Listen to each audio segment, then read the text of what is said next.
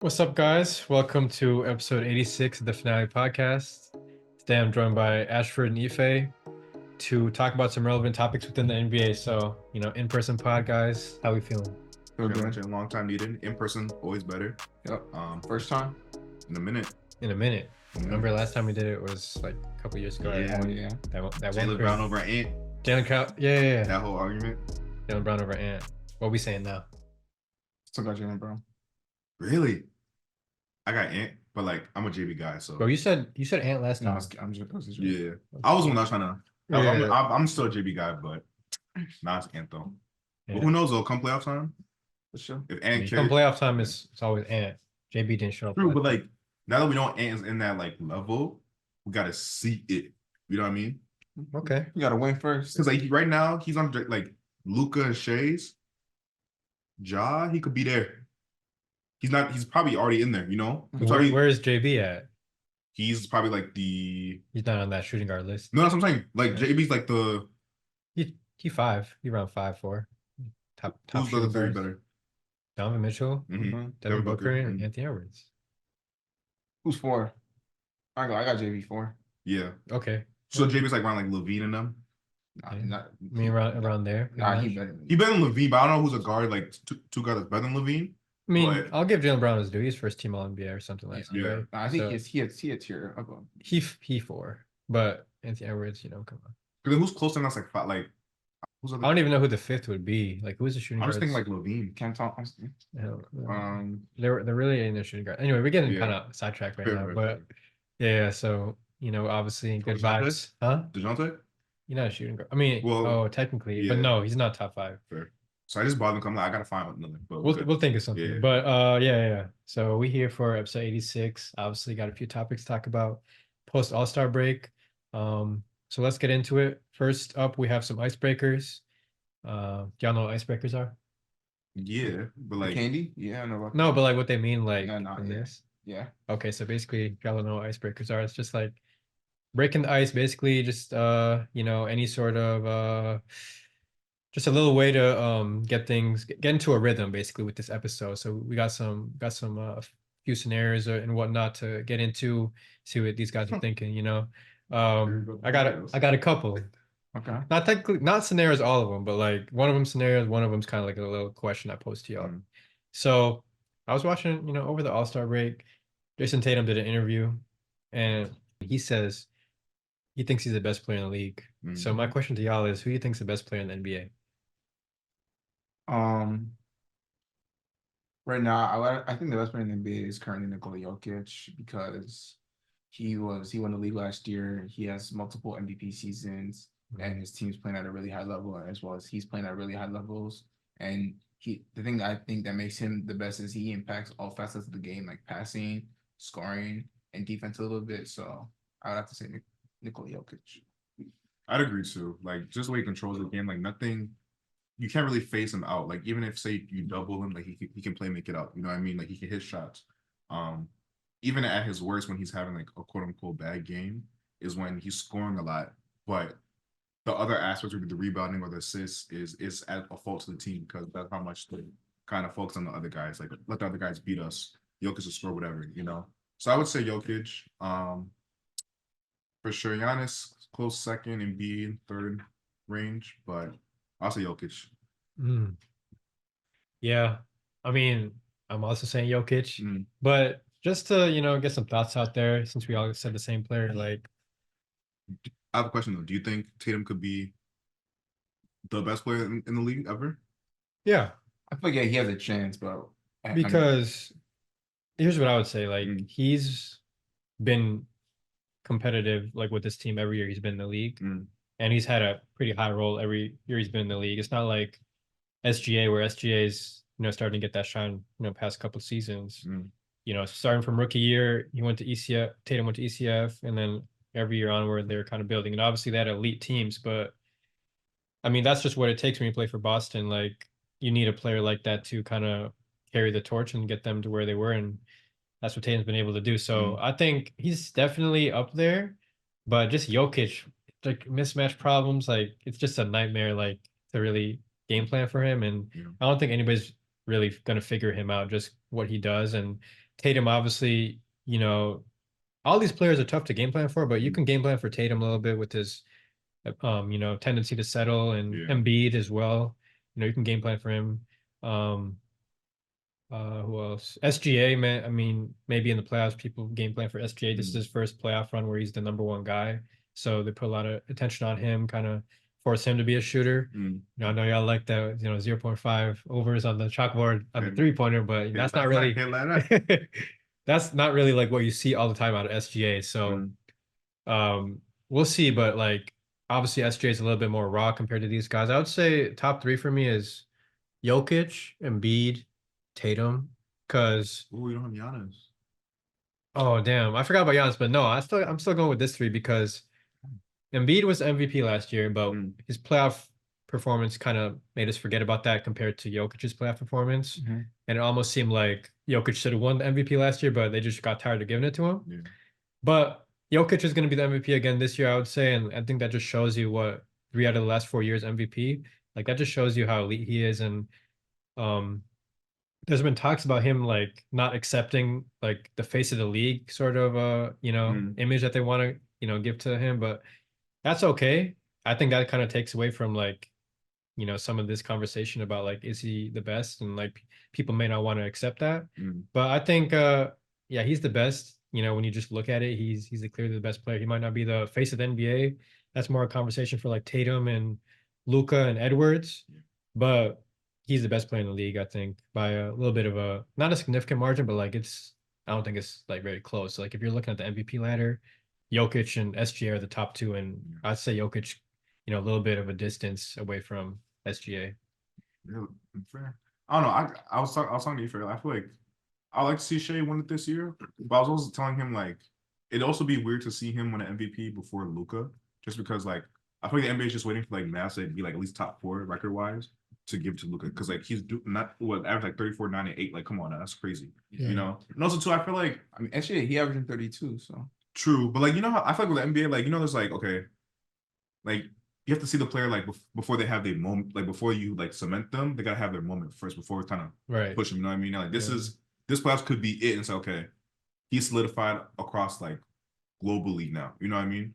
So it's like this could be it. I don't know. I like to see him win MVP, but it's probably gonna go to Jokic, which I mean it's not a bad thing either. So yeah, I think SJ, his time will come, and this overall their team will get there because OKC is probably the brightest future in the league. When you look at all of them, but right now I still think you can't like compare him to Jokic. Jokic is, like I said, like MVPs 3 out of the last 4 years. Last year, obviously SJ's first team All NBA. This year is going to be first team All NBA. I just don't think that's comparable to what Jokic has done for a more significant period of time.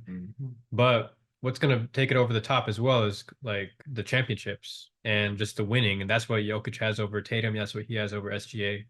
So the top three I said was did I have SGA in the top 3 with Embiid? No, you said Tatum and Embiid. Tatum, yeah, that's why I said that's why I had Tatum above SGA's because and over Giannis. I like what Tatum does, and I feel like he's a little bit underrated.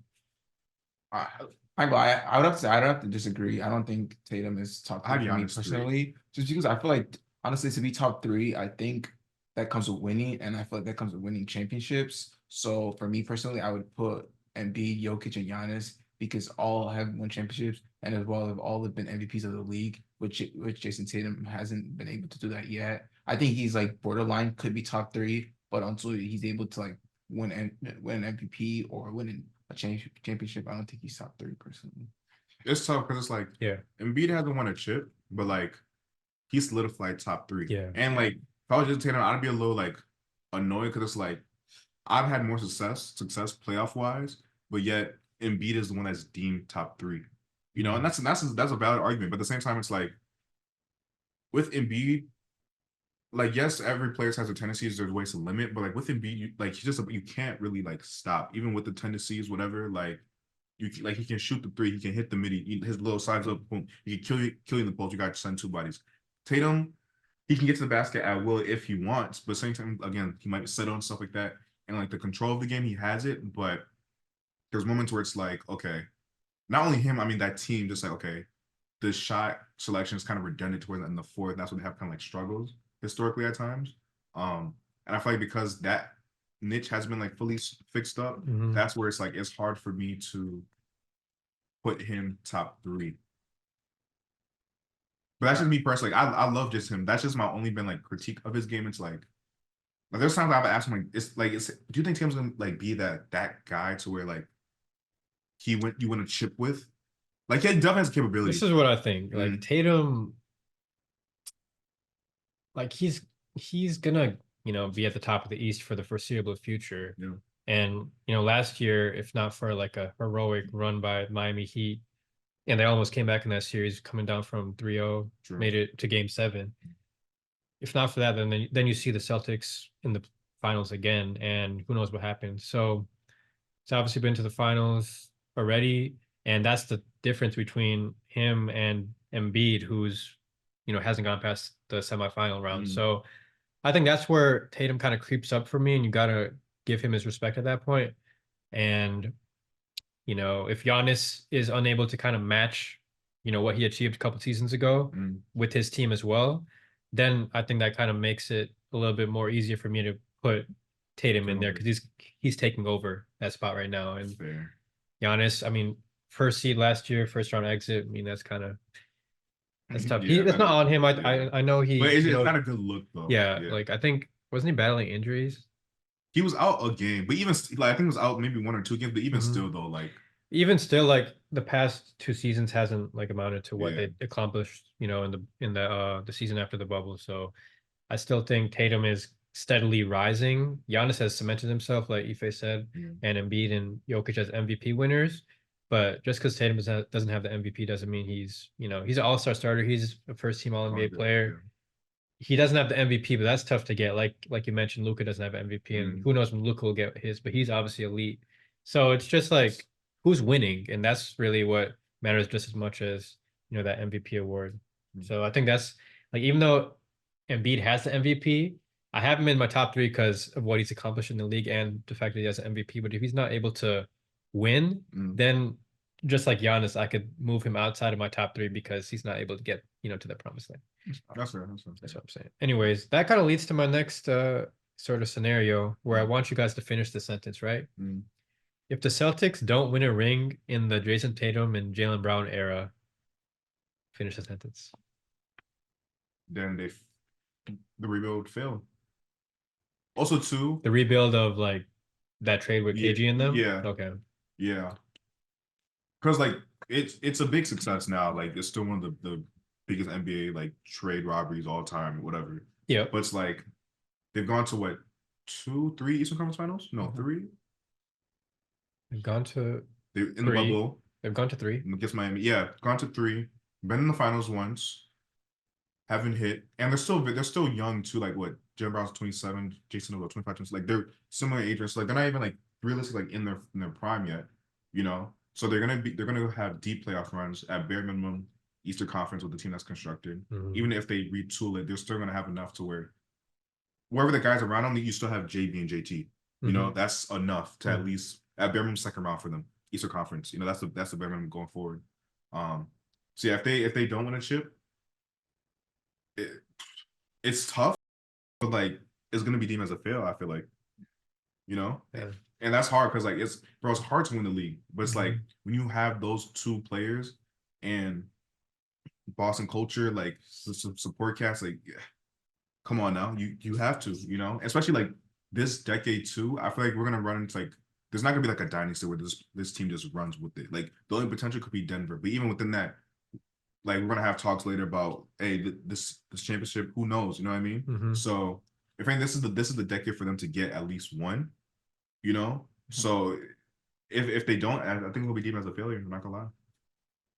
Yeah, I have to agree. I have to agree with that. It's deemed as a failure because one thing about Boston is they've shown that they're willing to make improvements to be able to go get that ship with trading for Kristaps Porzingis and also signing Drew Holiday. So like they're doing whatever it takes to win a championship. And right now they're every season they're always among the top teams in the East. So I mean, all they have left to do is win the championship. If you're not able to do that, then it's a failure because the front office is building a good cast around those guys, and yeah. Yeah, I was I was watching the like a clip that came up of Jalen Brown. He had that interview But yeah, where he was just like, we should have like five. Yeah. I'm like, by this time, I'm just like, he has. I saw on Twitter they're like, he has a year left to win 5 championships. So I'm just like, yeah, but like that's just kind of like the expectations I was set on this group, and they've dealt with like a lot too with going from like Kyrie situation to Kemba situation to obviously Gordon Hayward thing happened right away. That kind of like threw him for a loop, and then now they're here. So they kind of finally, starting to figure it out in terms of like getting to that ECF at least. But now it's just kind of getting the job done. And, with where they're at right now, you expect them to win a championship in this decade. But I do agree that like if they don't win a championship in the Jalen Brown, Jason Tatum era, then I think it's a failure. But like, hey man, just I will acknowledge like how Giannis kind of said about failures when somebody asked him like, is a season a failure for losing in the first round as a one seed? And he was just like, nothing is a failure. I get that, but like, what this core is, capable of achieving, and if they're not able to get that done with how much distance they've created from the rest of the Eastern Conference, I think that's just like a disappointment. So that's where I'm just like, who else is really coming for that crown in terms of being the number one team in the East year in, year out? There's nobody really that have touched them. So I think they have to take advantage of that.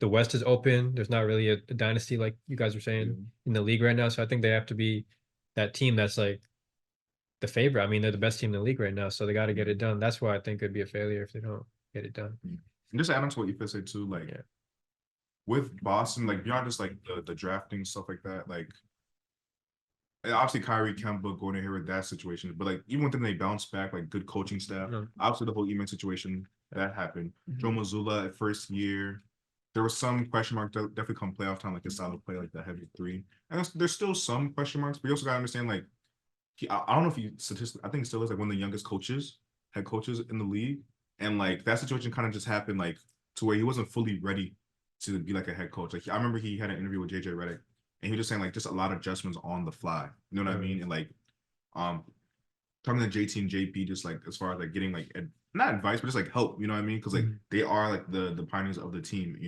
And like this is like to be a head coach for an organization, especially the Boston Celtics too.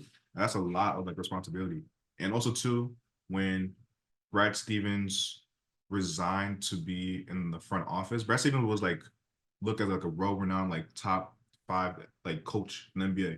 You know what I mean? And even within that piece of stuff, all that didn't work. Yeah. And what he did in the front office, like arguably, is probably better than what he did as an NBA coach. You know what I mean? So you had that as a coach who was already top 5. Then going to the front office doing all these moves, like I said, Drew Holiday, Kristaps. Eman situation had them really good, fired unfortunately. Joe Mazzulla still good coach, you know what I mean? It's young. So you have like good supporting cast everywhere, even within some drops that like their level of drop compared to like other NBA team, they would beg for that. So like just to even like emphasize on that, on top of the players already have, like, yes, failure, that is like harsh. Disappointment for sure. But at the same time, like failure is okay. Like we learn from failure, you know what I mean? Like failing grow, and that doesn't define us. Like if they fail, like are they still not elite level players? Like, are they still not potentially Jason Tatum, Jalen Brown, whoever, let's say how far their careers go, top 75, who knows? You know what I mean? But the term is harsh, but at the same time, like, that's okay too. You know? Charles Barkley, top 75, ran against Jordan. He failed against him and carried the Suns. You know what I mean? And he failed, but that's okay. And look, Charles Barkley's not beating himself up. If anything, Shaq and then like clown him, and it's like, if anyone, Shaq who has 4 rings, he began sensitive when Charles Barkley even nibbles at him a bit, riding Kobe and D-Wade's coattails. Like if you got 4 chips, like you did your stuff. Why you angry? Why you getting insecure again personal? Charles is laughing at you. You know what I mean? He's the one that lost. He's the one that failed statistically. You know what I mean? So it's like failure, like it happens with all of us in life, but at the same time, it doesn't define us, and it just helped grow to build character. So yeah. That's a good point. That's a good point you make. Yeah. Topics though. We got the All-Star game just, All-Star Weekend in general, thoughts on everything that went down. Just real quick, like, what are you guys just thoughts on like how the whole weekend went? For me personally, I think the All-Star weekend overall was kind of disappointing Yeah. because the All-Star game was disappointing. Both teams did not really play any defense. And the dunk contest this year was really disappointing, especially with Jalen Brown doing some dunks that like were not even worth, should not even be an All-Star game, jumping over 3 foot Kyson net. But I think overall the NBA definitely needs to make some changes to the All-Star game. I think that they should get rid of the dunk contest overall. And I think I heard this people are saying that they should, instead of having the NBA players doing the dunk contest, they should have just get the best dunkers in the world all compete to be in the dunk contest. Like you do contests throughout the year, and then whoever wins those contests, maybe the best 4 or top 6, 8 players compete to be the best dunker in the world, and maybe you give like the winner like $1 million or something like that. And then you could also personally do where the all-star players maybe endorse someone like each person, and then they could do like, oh, the winner like gets someone, maybe they donate money to like the charity. So I think they should get rid of dunk contest and do that instead. And I think the all-star game, you have to make some changes. You can't just keep doing the same thing every year where there's no defense and the game does not even look like it's worth watching as a fan perspective. So that's what I believe. I just want to respond real quick. Well, I like obviously the professional dunker, thing about, I like how they obviously they can think about that and just go in that direction, because there's definitely some dunkers around the world, like off top of my head, I know Jordan Kilgannon. Like there's some professional dunkers that be doing some crazy stuff. But like it's the NBA All-Star game, and this is like a tradition of these, Dominique Wilkins, Michael Jordan, Zach LaVine, Aaron Gordon. There's just like too much tradition in it where they just can't scrap it. I feel like they just need to incentivize the best dunkers in the league to participate. Like we don't need to be seeing Jacob Toppin in the dunk contest. Like we don't need to be seeing like G Leaguers that often in the dunk contest. We need to see the best NBA dunkers. Zach LaVine participated in the dunk contest in his rookie season when he was a nobody.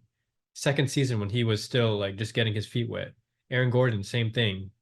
These guys didn't come into their own until like after the dunk contest, So like you got to get the best dunkers, from initial like parts of their career. Like there shouldn't be you shouldn't come to the league like if you're like Anthony Edwards or John Morant and just feel like you're good off the dunk contest. Like there got to be something like that has to change there. Like why they just think it's I don't know, like they were mentioning it on this podcast I was watching about like just being too cool for all this stuff. Like how they were mentioning Anthony Edwards shooting left-handed and just being chill with the whole All-Star game, everybody just kind of being nonchalant and everything like that. But I don't know, like, because we constantly try to think of these things to incentivize these players, but back in the day, it was just like, I'm gonna just do it off rip and then get the crowd hype and we'll see what happens. Like the dunk contest, and I even forgot to mention Vince Carter. Like it's an iconic sort of event, and it's losing its its value because we're not getting the best dunkers in there. Now I respect like Jalen Brown, even though Ife, brought up the Kai that thing. Jalen Brown was like, I'll do it again next year. And Jalen Brown is an all-star. Like, that's good for the league when you have the best players in the league participating. But like we need to see like Zach LaVine, he's done. He's already accomplished his thing. But we need to see like the best, upcoming guys are like gonna be that next sort of best athlete in the league. And we're not getting that as much. We're getting, Derek Jones Juniors, we're getting Jacob Toppins, we're getting Glenn Robinsons, like we're getting just like guys that are unknown, just trying to be in the dunk contest, and nobody knows who they are, and that kind of like removes the hype. Like I was watching that 2016 dunk contest like a couple days ago, and like the hype was crazy for Zach LaVine because they knew what he was about to do, because that was his second year, after what he did the first time. All of them were just getting hyped. Windmill from the free throw line, between the legs from the free throw line, between the legs from the baseline, like he was just doing crazy stuff. So I think we got to get that back. That's what I was kind of saying in our group chat, where like nobody's getting hyped for any of these dunks. And Ife brought up the judges, which I mean that's cool. I mean some of the judges were kind of overhyping it, I would say, but like that's just what they see. That's the like you got to judge it based off what's out there. Mhm. And but Mac McClung, I don't want to like disrespect just because I'm saying like G Leaguers shouldn't be in it. I'm saying like we just need to get the best of the best in there. But for the All-Star game, I will say like it's kind of disappointing how like that's been a thing. And I won't say it just started. I mean, they've tried new things, and 2020 was definitely like the best year honoring Kobe Bryant and you know how competitive that game was. I think it was in Chicago, and they were just going down the wire, and they're like Kyle Lowry taking a charge and stuff like that. I'm just like, we need that back in the league, and I don't think it has to be. I don't think it needs to like incentivization. Like we gotta like pay these players just to do something that should be an honor for them. Like, Yeah. you know how hard these guys work for the All-Star game just to put that type of effort in? That's kind of disappointing. Nah, I kind of want to add to what you're saying. Mhm. I strongly disagree. You can't the best players.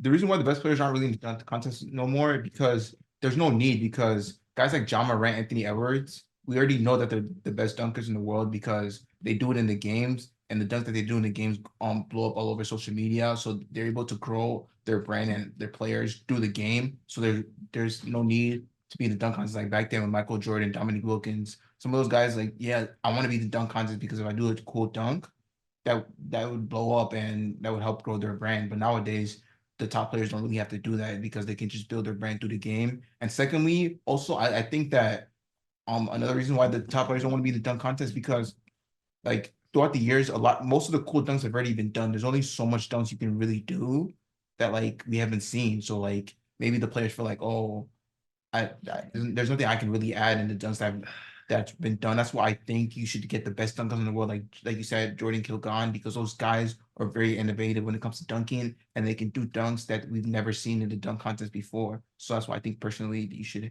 get the best dunkers in the world. Sorry, I just want to No, respond. go ahead. I will say though, like I said earlier, Zach LaVine and Aaron Gordon were pretty much just nobodies when they participated in the dunk contest. Now Aaron Gordon's a champion. Now Zach LaVine's an all-star. But in 2015 and 2016, like what were they really? That's what I'm saying. Like when you're in your first couple of seasons, John Morant, Anthony Edwards, first like just establishing themselves in the league, I think that's the perfect time to do it. Now they're established all-stars. I get that.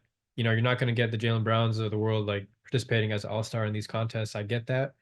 But why is it like the 3-point contest? You're gonna get Steph Curry multiple times and the best players, the best shooters in the league, Dame Lillard and all that. The dunk contest, you're getting G Leaguers. Who was it? Jacob Toppin and Mac McClung, Jalen Brown, and then who was the final one that I'm forgetting?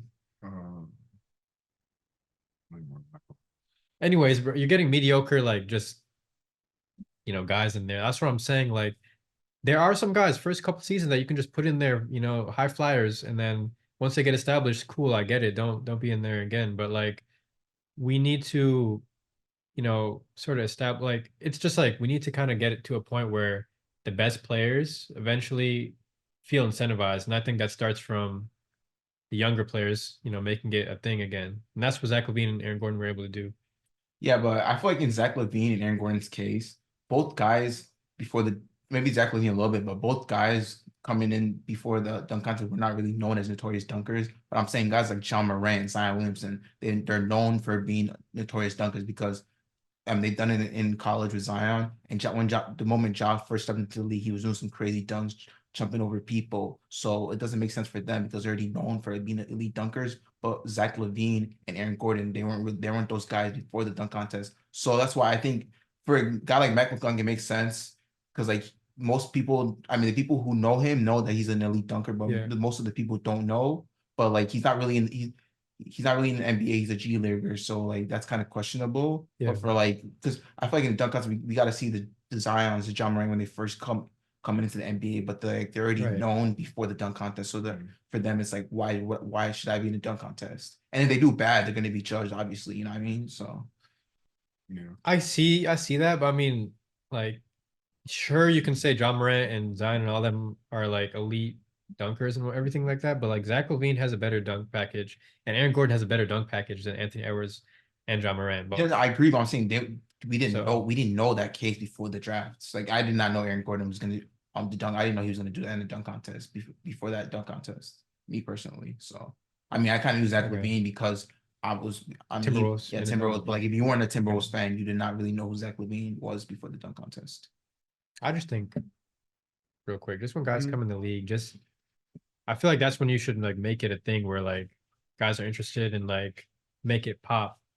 Especially like the more high profile guys. Even if you're a rookie Zion or a rookie Ja, like why can't you just, we've seen some of your highlights, like why can't you just, put it on display and then like, people are excited to see that. Everybody's always just like, why don't we get like everybody's trying to make that perfect dunk contest lineup, right? Of like that perfect four because we don't get the actual like, we don't get the best dunkers, like I said, 3-point contest, you're gonna get the best shooters every time. Dunk contest, you don't get that. And like nobody put Jacob Toppin or Mac McClung in their, lineup. So Oh, lastly, I would say you kind of did contradict yourself a little bit because you said that Zach LaVine and Aaron Gordon have better dunk packages than John Morant and Zion. So like yeah. if you're saying that they don't have as good dunk packages as Zach LaVine, they're not obviously not going to do as good as Zach LaVine. And I feel like that's expectation when it comes to big names like that if they were to participate in dunk contest. I'm saying that's fine, but like they have the wow factor initially that Zach LaVine and Aaron Gordon didn't. Zach LaVine and Aaron Gordon established themselves in the contest. I think what Zach LaVine and Aaron Gordon were able to do was incentivize other people to like see like, okay, there's value in participating in the dunk contest. Yeah, I guess. I've heard just All-Star Weekend, starting with the dunk contest. I think this is kind of like an overview just for like the weekend itself, like having to like incentivize NBA players to like want to do more. Like the tough reality is, if we shouldn't have to incentivize them. That's like, what I'm saying. They play basketball, bro. Like, what do you mean? Like, oh, we're gonna give more money for you to play harder and display to us, bro. What? You work hard for X amount of years, like for the love of the game. Like, what? That we shouldn't have to pay you more when you're already well paid off one. But when it comes to the dunk contest, I do think a reason as to why a lot of like these like say the Jaws, and those players were like where we want to see in the dunk contest don't, is because it's more of a loss to them in their head than it is a win. Yeah, like say if they don't do too well, whatever, they clown on social media like how Jaylen Brown did. Jaylen Brown doesn't care, but for the average person, they're not trying to go through that. Or just like, is it really worth it? Even though we'll forget in like 2 weeks time, yes, but it's like I'm not trying to be remembered for that because just like, bro, what am I even really getting out of this? You know what I mean? There's that. 2, I still want to keep it within the NBA players. I'm not the biggest fan of like bringing out outside NBA players like G Leaguers and stuff. Yes, that's still within NBA, but professional dunkers, I'm like, that's cool. We're gonna see stuff that we've like potentially never seen.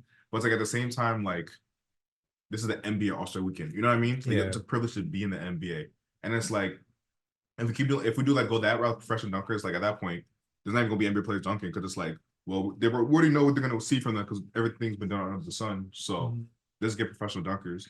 I just think it's a matter of just like them feel like it's more of a loss than a win when it comes like the top guy star players want to be the dunk contest. As far as the All-Star game, I'm not gonna lie, us as fans, or us like NBA Adam Silver, there's nothing you can do. I'm not gonna lie, because at the end of the day, it comes down to the players and that intent to want to play. I'm gonna ask you all about the All-Star game, but real quick, just to go off your points, you're also seeing like these teams sort of like, so I've been seeing the comments on these videos of Mac McClung and everything, and last year he was technically on Philly with the dunk contest. This year he was on Orlando, so they're basically saying like these teams are using him for clout and then posting him all over social media and everything like that. That's why I kind of think that's a little bit like damn, not like messed up, like damn, like they're just using him for at that point just for content reasons because they're about to cut him. Like he's not going to make it onto the NBA roster. Like he's been on so many, preseason rosters and everything like that, but he hasn't stuck yet. And that's kind of where I like, damn, like he's only relevant at this time of the year. And luckily, a guy like Derrick Jones Jr., who kind of was in a similar boat at one point, was with Miami, was able to establish himself in the league and kind of get himself going, in Miami, and then eventually got himself Dallas. I forgot where he was before Dallas. Was it Bulls. He was So like he's established himself. Yes. But like at that point, Miami, because I remember he was like that Miami Vice time. Like he was kind of a little bit more younger. I know he played with Phoenix because I remember he was in the photo with Devin Booker with the 70-point photo. But he's like on some teams. He's been on some teams. So like I think the dunk contest was a thing for him where it helped him kind of boost his profile as an athletic player, but he's able to, now be a shooter and everything like that. that's not the case for Mac McClung, or it hasn't been the case so far, and I don't think that's going to be the case for Jacob Toppin, right? So I think that's where my thing is, like, they're gonna continue to like push this whole Mac McClung thing because you see the sponsorship she just got, like Canes and everything like that. Yeah. Like it's just like, okay. I mean, I just don't know. It's just not genuine for me when you see it only happening at one point of the season. And with your thing about guys not participating in the dunk contest, I was thinking about this. Like, it was funny when I saw it at first, but like I think it was Stephen A who was saying like he blames LeBron. Yeah. Oh, I mean, LeBron. they're always gonna put that on him. I'm not blaming LeBron, but like kind of like in terms of stars not wanting to do it anymore. Mm. Like we haven't seen a LeBron dunk contest, I think, since high school, right? Mm. So like you kind of think that started like at that point because it's been a while, even before, like probably even going back like many years now, where like stars haven't been wanting to do the dunk contest, and there's been some high flyers that's come into the league. Yeah. So I think it's just been a thing, and that's probably why he was saying like, "I blame LeBron," but like there's a little bit of truth in that, even though it sounds like, okay, you're just like on Braun right now for no reason. Because it's like, I mean, the other players probably look around like, if Braun's not doing it, he's had it for years. What makes you think like, and we know the top of LeBron could be in a dunk contest. Who knows? Like, we know definitely for sure he's an in-game dunker. Do we know as far as the creativity? You mentioned like the social media thing. That wasn't something you thought about back then with LeBron. True, but like 2003. That's true. Social media thing that wasn't. But I'm thinking even like, say like what do you think like prompted Braun like, I'm not gonna do this shit? Do you think because he lost a dunk contest in high school or something? Nah, I just think like NBA like 2000, not like early Cavs, like we saw the bounce. Miami at that point just like, that's my point. And people ask him just like, I think LeBron knew like, again, as big as he is, it's like it's a big loss for him if he doesn't win, or even if he doesn't win, which is fine. We're still probably saying LeBron, arguably one of the greatest dunkers that could be, didn't win. That's gonna be a talking point. Boom. Two, the creativity. Like we know LeBron's a great in-game dunker. It's like, well, maybe he doesn't have the creativity that we envision that he did, given like how his athleticism, his athletic ability. Yeah. So so it's like there's these points. Just like what is he really benefiting? If he wins, it's like, is Braun? He's supposed to, like, it's one of the there's no.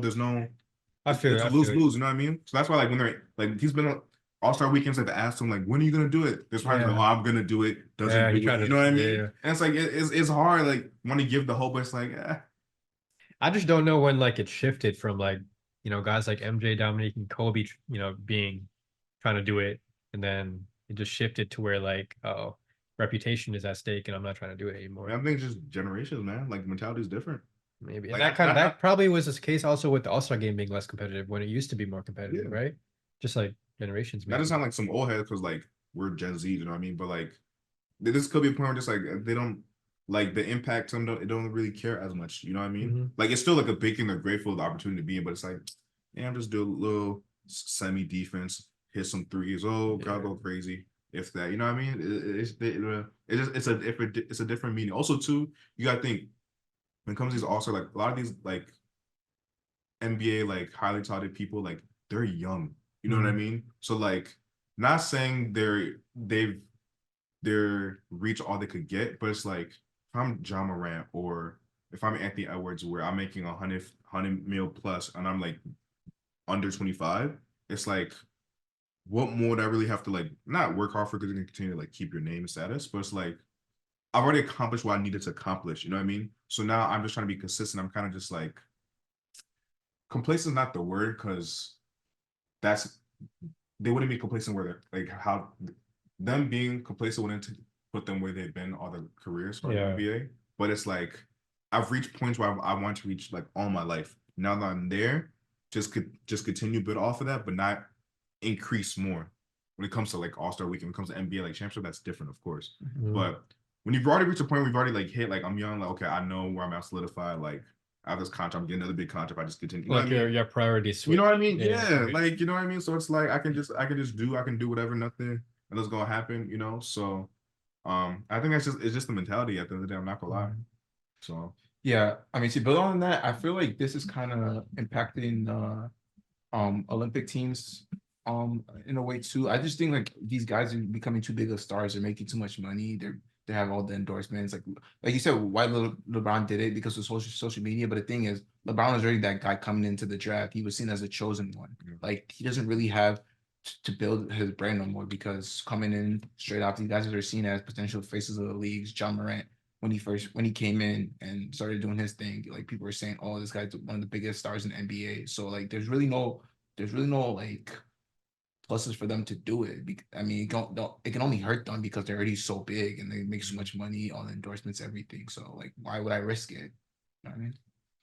But why does it have to be seen as like something that like is a risk? yeah, like a risk or like Because it is a risk. And look at Jaylen Brown. Like, I mean, what? everyone coming into the dunk contest, everyone was praising Jaylen Brown that, oh, he's bringing back the dunk contest because we have an all-star in the dunk contest. And then boom, he does some bad dunks and everyone clowns him and he has to like, you know what I mean? He got clowned because of the dunks, but like shout out to him for being one of the all-stars to be able to do the dunk contest. So for him, it negatively impacted him, I would say. You know what I But mean? you see, but again, going back to mentality, you see how even though Jaylen Brown got like trashed by like social media and stuff like that, like he still stood after. If they asked him, I would do it Yeah, again. you don't It's care. about mentality with these players. Like even if it's a risk, like you, bro, if you lose, you lose. Why do you care? You know what I mean? Like They're gonna forget about that anyway. one, not only that, and two, like who cares, bro? Life is short. Like okay, clown me, cool. Again, we're not in the limelight, so it's probably easy to say. Yeah.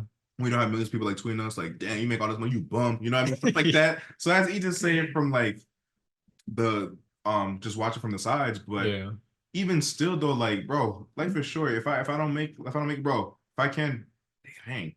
Sorry. Cat, okay. But say I don't do well, like I don't know. Everybody's different personalities. Like, oh, it's probably gonna hit them a little more, a little sensitive, which is fine. We all feel our feels, but it's like, bro, if I don't do good and like it's public knowledge, I feel within myself, bro, I'm gonna clown myself. Just like, bro, just own up, play about it. Like, and people are gonna respect you even more. Like, okay, you understand, you like you're not taking yourself serious, but like it's jokes to you too. All right, bet. Like, there's still gonna be some trolls. Yeah, that's everywhere. You know what I mean? You just move on. So I mean, it's really, I don't know when it became a thing where it just your reputation was at stake. Like Giannis was in the dunk contest with Zach LaVine.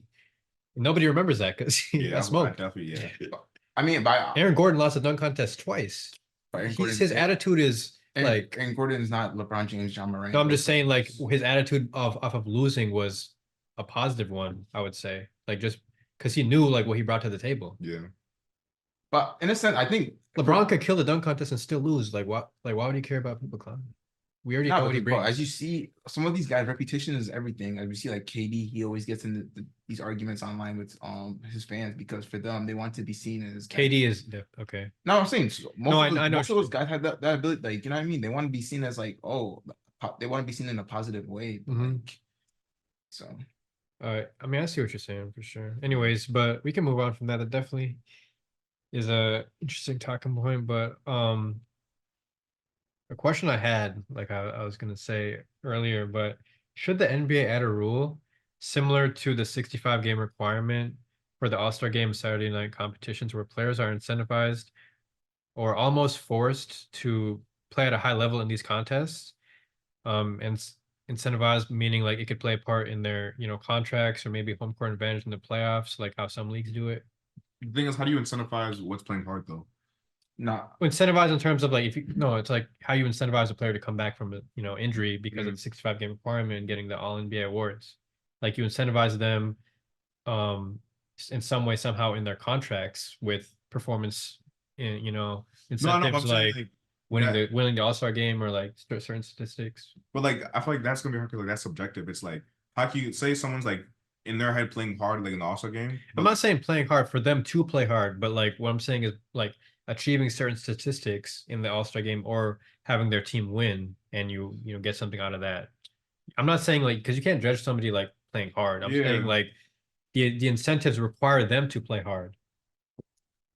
I honestly don't think they should because, for example, if someone was to get hurt, like we saw in the Joel Embiid situation in the 65 game, then people would start blaming the NBA like, oh, why are you making this rule? We need our superstars to like healthy and like for playoff time. And I think it's just an all-star game. If you look at the NFL, like the NFL all-star game, they don't even tackle. I don't think that like an all-star game should really be competitive. I think the all-star week is more around like the stuff outside the all-star, like the 3-point contest, which was really good this year. And the dunk, and honestly, there's a good dunk contest like we saw with the Zach LaVine and Aaron Gordon. I don't think fans would really complain, and like they would be able to support those all-star weekend and watch it. So overall, I don't think the All-Star game really is important. I just think it's just to get the top players in the world, recognize their greatness, and just let them have fun, honestly. For the NFL though, real quick, sorry. But the NFL Pro Bowl, like it's fell off so hard. Everybody's like Facts, it has. everybody like opting out of it when they get selected. Nobody even knew like these like skill games were on and everything like that when they were doing the dodgeball and everything. Now they're at that point where they're playing flag football. Like Yeah, it's just an All-Star game. Like I think like No, but like back in the day, I'm Bro, not come as on, football as man. I used to. But even like have back you seen in the day, Sean Taylor hit some? You saw that Sean Taylor hit in the Pro Bowl game? Like remember that? like you see Adrian Peterson, like It's just you're changed. you Let's know just what I say mean? I know times have changed, honestly. like it's not for the better, I would say. No, definitely not. I mean, I wouldn't say it's really for the better because I don't really care to like for an All-Star game, in my opinion. I get it, but like the reason that why there's such a reaction off of this All-Star weekend is because the fans want a better product. Yeah. Yeah, But like to some people, it might just be like Anthony Edwards, like he's just saying like I don't view this as competitive. yeah, might be I like mean, the thing is, you got to think like, what's really more important, going out to try and win NBA championships or being good in All-Star game? I think me personally, I care about NBA championships. I'm saying like when So did the mindset shift to that point where they're thinking like that deep into it? Like they're not just thinking of it like, oh, like, we're in the All-Star game, let's have fun and play. I think it's just time to change. Like we've seen, like the NBA had to implement with the 6'5" game rule, but stars sitting out too much. I think just guys really care more about preserving their bodies for come playoff time, because honestly, an 82 game season is a lot if you think about it. And like if I was for me, if I was a superstar, I'd be like, oh, I kind of want to rest because this is like the first real break week at mid-season. I don't really want to go out there and play a tough game because I want that rest of my body. And like so. I mean, studies have shown, like, I think already that they're showing like the results from injuries and everything this year, and the feedback is positive. That's what Adam Silver has said. Obviously, the NBA is going to say that. Then they had the preseason. They did a whole research thing into it about load management doesn't actually preserve your No, body I'm or saying protect you from injury. obviously the NBA they're not gonna say, oh, load management is bad. Like Yeah, because that views the dollar. No, but I mean, I'm just saying, like, it just shows you that, like, just because you don't play a certain game doesn't protect you from. it's not to me personally. It's not really about load management. It's like, what if I get hurt in that game? You know what I mean? Like, then what happens? Because you can't. I mean, what if? You know, there's always going to be that. I mean, if I'm not thinking, but there's no what if I'm Anthony Edwards and not playing hard. Like for me, if I'm Anthony Edwards, I'm sitting at the top of the seed. This is just a fun game. I'm not really gonna play all out. So I just guess it depends what mentality you have a player. If you really, like if I'm a Trey Young, I'd go all out because I'm seeing now I'm not really gonna be in the postseason. But if I know I'm gonna be potentially competing for NBA championship, that's what my focus would be.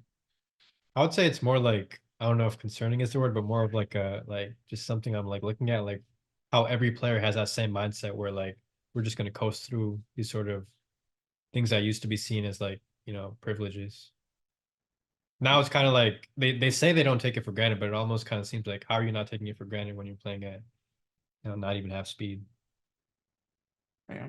But anyways, that's just like, I would say I just want to see like something that's like, you know, watchable. Like, you know, like I was telling you, like that All-Star game, I fell asleep. Like it was just tough to watch. But I want to see obviously Anthony Edwards, you know, Anthony Edwards, Chris Finch, Karl Anthony Towns. Like I want to see, you know, them and everything like that. But it was just so hard to watch that because that's such like not even, you know, a fourth of what you see in this sort of basketball game right here, right?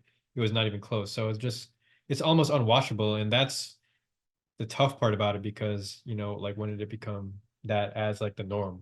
Anyways, next thing I had, how can the league balance the fan interest in wanting a good show while also preserving the talent? In today's era, we're so focused on avoiding injuries that players kind of refrain from competing altogether. That's just my take on it. The only balance is just if the league shortens games, NBA games. That's the only way, really. That's not going to happen. I know, but that's the only answer I could think of. I'm not gonna lie. Like, because like, how do you tell them like, okay, we want you to play harder, but also we don't want you to play too hard to where you're injuring yourself to where it's gonna affect your regular season games. You know what I mean? The only other solution is to reduce the games then. And it's like Demi's not gonna do that. So there's not really an answer for it. It's just kind of, it is what it is, you know. Until we have another wave where people start to care, you know, about these things, then so be it.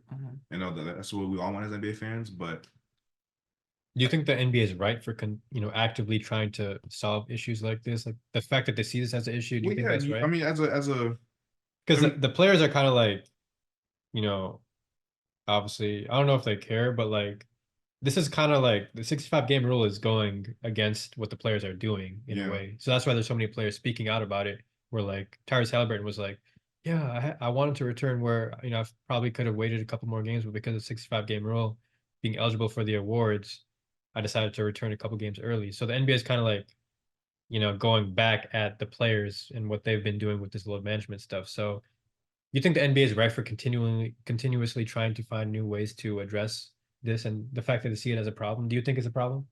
I mean, think about it, the NBA is a business, right? And like as a business model, you always want to improve your product, right? Yeah. And the intent means more by the 65 rules to where we see like our top players playing, not low managing, not to where our best players aren't playing on games, and we have fans traveling from all over the world, viewers are dollars, Right. nationwide. Yep. But again, with these NBA players, they're playing 82 games. Like injuries are gonna happen. Yeah. And if you're again now with contracts incentivized, okay, if you make all NBA or All Star, you make XYZ amount of money, And like there's some pressure on, especially you're these top guys where you're trying to get that extra 50 mil, whatever, in your over years in your contract. And then within that too, while you worrying about that, say a freak injury happens, then you gotta rush back, and that prolongs. You know what I mean? Yeah. So it's like if you this you can extend the games maybe 70, but it's like even within that, it's kind of like a lose-lose. Like you have the 65. Look, the only situation we've been in, right now with Embiid and his injury, that's probably that's a big talk point in the NBA. I feel like, especially this come summer. And I don't know if like that, like the Players Association. I'm sure they have like meetings like every year or something. I'm sure that's definitely gonna be a big talking point. And we'll see what adjustments if they do. Whether maybe not next year because the 65 rule is still fairly fresh. But I'm sure there's definitely gonna be something like talked about for years and tweaked within the next 2 to 3 years. Because if you have like an MVP candidate or MVP frontrunner getting hurt and potentially out for the season, and again, it was a freak accident, Jonathan Kuminga laid out his knee, but it's like that's the last thing I'm silver in the NBA. Yeah, you know what I mean? Yeah. So as far it's just the balance. No, that's what I'm saying. It's just Like, I don't know. If you take the 65 games, there's still gonna be player resting or rest management stuff like that. Like it's still happening now. Like even remember when they were saying like they're gonna find people for low management stuff like that. investigate basically. Yeah, people investigate. Oh, it's like they got reported. Okay, 15K stuff like that. Like how much does that really like stop the NBA like the players? You know what I mean? Like it still happens to this day. So there's not really much. Yeah, It's it's definitely like a rule that it's a flawed sort of rule just because it's in its first year and there's players that aren't a fan of it and then things like that come up with they obviously want players to play in the national TV games and having Embiid sit out against Jokic, that was like NBA definitely didn't want that. So I think it's just finding that balance of where the players aren't against it completely and the NBA is making sure that they're delivering the best product possible because it's disappointing fans when you're going up to a game and you know what it was like 10 or 15 minutes before the game. So all those fans that went to that Denver game thought they were going to see Embiid. Once they got there, that's when they found out he wasn't playing. Yeah. That's why they were booing him, and it's just like, damn, because like they're just trying to find a way for like all these guys to be out there and must see TV, these matchups happening. But what was it? Embiid not playing in Denver since 2019. Like, it's frustrating. But I know like obviously like yeah, it's a business and the league wants it, but the players should also want it as well, like playing in those big time matchups. Yeah. I don't know. I mean, I feel like for me personally, I don't think the NBA should really focus on like the load management, like forcing 65. I think their focus needs to be is creating environments where you can encourage competitive basketball, like we saw in the in-season tournament. And I feel like if you can create environments like the in-season tournament, you can build stars like we saw with Tyrese Halliburton. Because it's in-season tournament, he became one of the biggest players in the league because with him beating all these high level teams and he really got this ability to show like what he's really about. So I think that's what you really got to focus, and as well as playoffs, because okay, Embiid doesn't play Jokic, so what? I mean, when it comes playoff time, you're gonna get these big matchups with Embiid against the likes of the Celtics, the Cavs, Knicks, Giannis, Bucks, and whatever. I feel like that's really more like the focus. Like we saw with the NFL, the NFL regular season wasn't really as big as what we saw with the playoffs with the Kansas City Chiefs, and then Super Bowl being probably the biggest Super Bowl of all time. I think that's what their focus needs to be, because over the years we saw like the ratings come playoff time, they've not really been with the peak with the 2013 Miami, 2012, 2013 Miami Heat, as well as the Cavs and Warriors rivalry. Like that's what their focus needs to be, and then they're able to bring back those rivalries come playoff time and like those big time matchup. I think that's really what would help the NBA. Yeah, I mean, playoff basketball is obviously prime time. Everybody wants to see that, but I think they don't want the regular season to become like taken for granted at the same time. Like they want that to be taken seriously, and I think the regular season kind of sets up well for these playoff matchups too. Like, you know, if we just see like teams just come together, you know, finally playing their first, you know, maybe their 10th game together in a playoff setting, it's not as exciting because one, this rivalry isn't brewing whatsoever, and two, it's just like this team is still trying to get their feet wet in game one of the playoffs. So, you know, like I said, just finding a balance, and I think it's something that's going to constantly change, because you know, there's, like I said, it's not a perfect rule. As much as I want the stars to play, it's definitely some things they could improve with the 65 game rule. But like that aggressive approach is how serious like they want to find that balance, which I think is a good thing for the league, and I think the players will, you know, take a liking to it once it kind of meets their needs as well. Which right now it kind of isn't. But yeah, moving on. Nets firing Jacques Vaughn. I'm not gonna lie. What's your thoughts on this, man? I'm gonna say my Pete. This one, I feel like this one could be a little quick. This won't be as like drastic as the other ones, but Yeah. like, yeah. Mine's kind of short, simple. Good coach. I do think it's more reflection. I mean, not more reflection. I think it's just more so like the Nets team is just not the best constructed. It's just like a mid team, and coach is always gonna get fired over players. So it was just his calling, fortunately. Even bringing in a new coach, like when you look at their personnel, it's like Mikal Bridges is the best player, yes, but he's not like a go-to guy. Like at best, he's a number 3 at best on the championship team. Like he's not like a go-to player. You have oh no, Spencer Dinwiddie's not there. You have Dorian Finney-Smith, you have Nicholas Claxton. Like you have nice, good like rotational pieces, but they're not like a good cohesive team. You know what I mean? Like even like watching the games, like as you know, watching them play the Wolves, like it's a lot of just drive, kick out. There's no like good like I don't know. They're just not good. It's just not good patterns of play. Yeah, you know what I mean. Yeah. It's not the most attractive ball to watch. You know what I mean? And they're just kind of like this like I like to call like NBA purgatory, as teams are just like that aren't good enough but aren't bad. It's just like that mid level. Like it's just that. So, and I'm sure like off of last year too, during the KD Kyrie era when they traded that and Mikal Bridges, they're playing well. I'm sure like they got that off that gas and just like okay, like we can carry that to the next season. And it's just like your record was already established once they left. You know what I mean? Like yes, you guys played well, but like look how the playoffs happened. Like stagnant. Regular season, same thing. Mikal Bridges is not reaching levels that he was when he got traded that you probably have plans for. And this coming to reality, like good player, his numbers have increased, but it's probably like peak him, which is still good. NBA like solid player, you know, but that's just not going to move the needle much for you as a team. But yeah, I mean, it was not I won't say bound to happen, but it's not surprising given just the team overall. Yeah.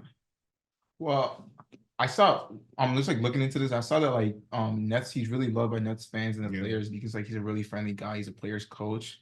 Honestly, who cares to be honest? Because it's the Nets. Like I'm not gonna. I feel you more or less. Yeah, they're near the bottom of the standings in their conference, and like they who cares? It's crazy. They don't really.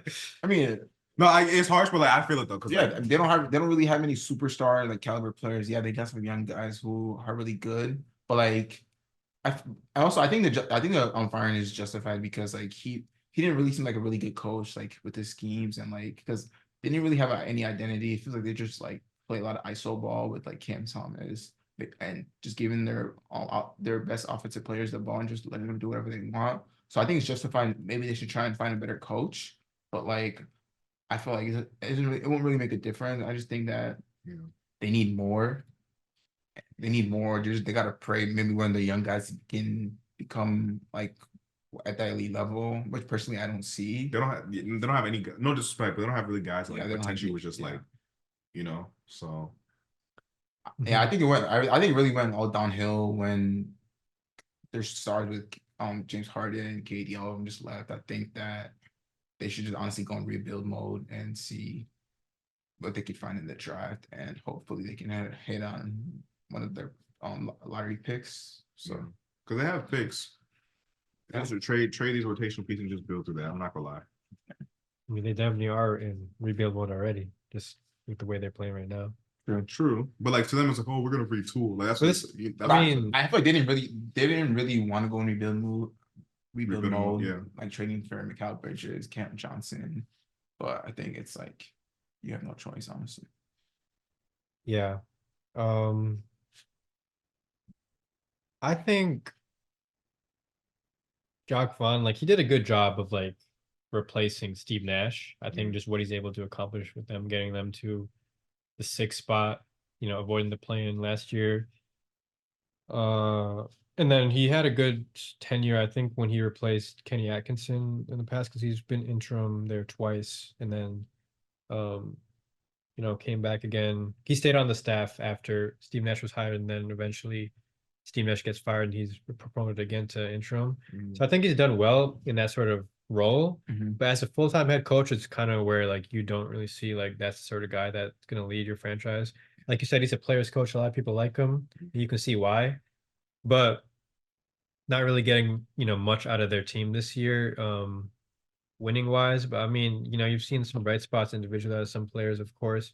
I just don't think it's correlated to where you can see, this team having the tools to compete in the Eastern Conference. I like Mikal Bridges.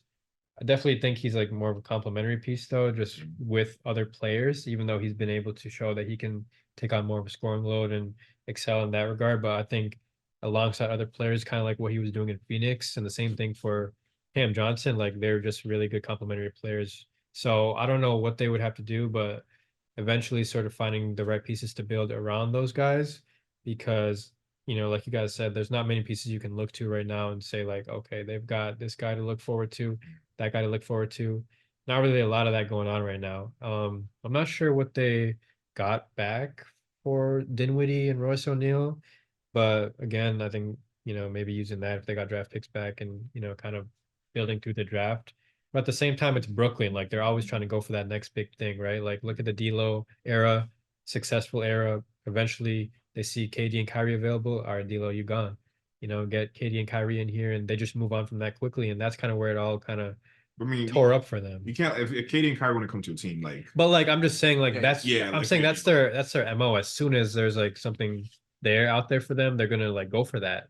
I mean, every NBA team will do that though. I know, but like Brooklyn is more like a LA sort of team where LA is gonna do the same thing, where they're not patient with a young team. They're just gonna like, okay, we got Lonzo BI and all that. Like, no, we're moving that for Anthony Davis. I disagree. I'm not gonna lie. I think they could have been a team where like that D'Lo era could have happened. Like could have grown to that. Because look how the players were dancing. Like Brooklyn was like it was live. And I feel like they would have continued and build with that. It just so happens when you have KD and Kyrie when it comes to a team, the trajectory of like how you view it kind of just switches. But what happened when have they ever been a team that's been patient with a young team, like rebuilding team? I mean, when they came in, like they first immediately went for Paul Pierce, KG, Darren Williams, Joe Johnson, star-studded team. I mean, sure, but when you have a new team, like new ownership, all that stuff like that, like you're gonna want to have like the best for your product and what you envision. Like you don't want to just come to leagues like, oh, we're gonna just. But is it not fair to say that they're consistently trying to go for the best available options? I feel like when are they patient with the rebuild? Like they could have obviously drug it out a little bit longer, but they saw KD and Kyrie available and they know they can get them to Brooklyn, so they do that, which I get. But like same thing with LA. LA knows they can get stars on the market too. Yeah. But like some teams are better suited just sticking it out with the rebuild, and eventually you get long-term success. Some teams it works out, some teams it doesn't. It worked out for the Lakers, didn't work out hasn't worked out for the Nets so far. They've actually had their best assets, I would say, success or like just vibes in general with that Brooklyn D'Lo, era yeah. with D'Lo, because I know they went to second round with Paul Pierce in them, but it just didn't. Yeah, it wasn't. It was an L trade. Yeah, but I feel like if you're a big market, you really can't be in a position to like rebuild because like Yeah. you have a lot of pressure from the fans I agree. and the front office. Like they really want to see you win. So I think as a big market, if you have the potential to get guys like Kevin Durant, Kyrie, you have to and pray for the best. And if it doesn't work out, you move on, rebuild, and then the next opportunity to get big stars, you try again and just hope maybe one time it could potentially work out because I think the right way to do it though is like look at what Cleveland did, look at what Minnesota did. yeah, Like but build a roster and then add that guy to your roster. Don't just recycle like all these guys and then just bring in two new players to kind of figure it out. Like it's not gonna work. yeah, but like you said, you just named two small market teams with Minnesota and Cleveland. I think those teams have no choice because they can't get those big potential superstars. So you have to build and pray that you can get one of those guys. And like even with Cleveland, they built a good team, and no, they have a good team, but like there's no there's no like guarantee that Donovan Mitchell stays and signs a long term contract because he's been linked elsewhere like Miami and New York. Okay, they're straight regardless of though because they have guys. Yeah, but they lose Brooklyn Donovan. They lose Donovan Mitchell. They're not straight. what?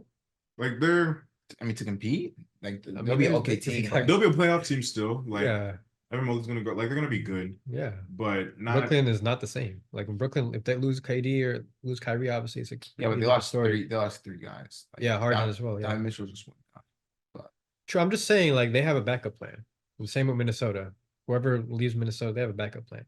But Brooklyn, But they have those guys though to have backup plans. Brooklyn exactly. Brooklyn, but like that's what I'm saying. Brooklyn's not patient to build a roster. Like that's the yeah, but they're drawback. And anyways, when has that ever been a recipe for success to build a roster in that fashion? Lakers. It worked out in that one But- year in the bubble. Who did Anthony Davis join the Lakers on his own, or who was he joining? Yeah, Kevin Durant and But who did Anthony Davis go to LA to join? LeBron? Exactly. But who did KD and who did KD Who did KD and Kyrie go to Brooklyn to join? each other? That's what I'm saying. It's not really a recipe for success. I feel like they wouldn't. If Knicks weren't so bad during that era, I feel like they wouldn't went to Knicks instead. Yeah. That's the only reason why they went to Brooklyn. I'm not gonna lie. Yeah, but I mean, obviously it's worked out for the Knicks. I mean, They added Jalen Brunson to RJ Barrett and Willie Fandle. true, yeah, but like, Yeah, I know. I don't. Most people did not see this coming personally. I know I didn't. Yeah. I definitely didn't see what the Knicks are doing coming, but I would say that I think you're better suited to add to a core rather than trying to build a new core straight out the free agency. I don't know. I feel like you Yeah. mean. I mean, look at Miami Heat back in the day. You know, D Wade was their foundational guy. Free agency, they hit Chris Bosh and LeBron. Yeah. If it's a completely different story, if you add, just all them three together, and even then, like look at the chemistry issues they had in that finals against the Mavericks. Like they clearly admitted it. Like we weren't prepared mentally, and then it took a year. It might be that case with Brooklyn where it was just going to take some time, but like eventually. It just didn't seem like they all got into the court together with them three. yeah, James Harden, all they that. played like what 13 or 10 games together, something like that. Yeah, If they just would have waited, like who knows? it's man. tough. Yeah, I don't know. they're only like one toe away from like making use of like KD. I would just say though, just keep Bridges around and Obviously. pair him with one of these guys that How you old can is bring Mikal? in. 27, 28.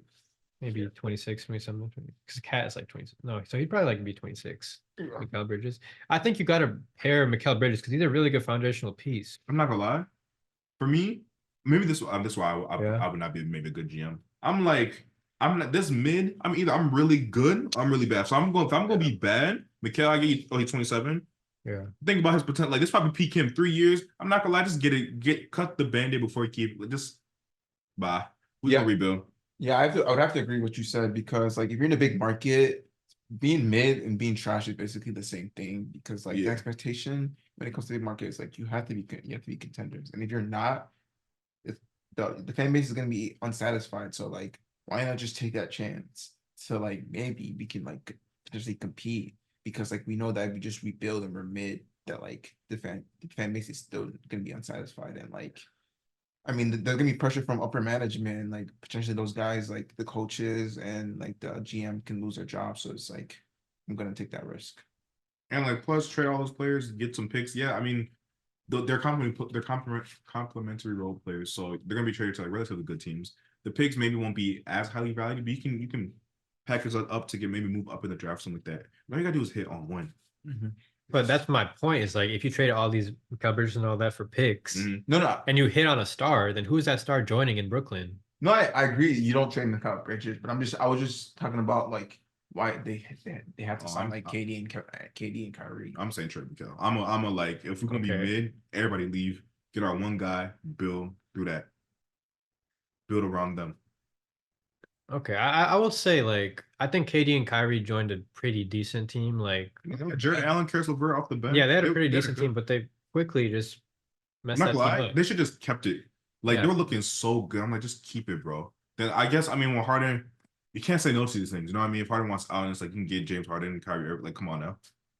I mean, anybody would like. I'm not saying nobody would decline the opportunity of getting both those two because that's a package deal too. Yeah. So like, definitely go for that. But at the same time, bring them to a roster that's capable of competing. Man, they obviously thought they had that when they're cheering for those guys, but it didn't work out. So I'm really blame them. I just think I don't think KD and Kyrie would join a team where they feel like they don't. I just think it's tough because like they ruined a good thing. But like that low-key was the risk that Minnesota also took too. I know it's a different, obviously small market, but Minnesota kind of took that risk, potentially ruining a good thing that they had with that era Pat Bev and them trading for Rudy Gobert. And that's what people thought initially. So there's obviously there's a risk to it, but sometimes it works out, sometimes it doesn't. So I just think, doing your best to kind of like set that team up for success is the best way to go forward. So I think I don't know what the thinking was moving on from Karis LeVert and Jared Allen. That shocked me a little bit, but obviously going for a guy like James Harden is I mean, it didn't work out. They made a mistake. They made some mistakes, but I wouldn't. I think it would be just tough if they like had a completely different team and added stars to it without Mikal Bridges or Cam Johnson or any of them being on the team. Yeah, I agree. That's going to be a bad look, I would say, because they're going to continuously go into this cycle.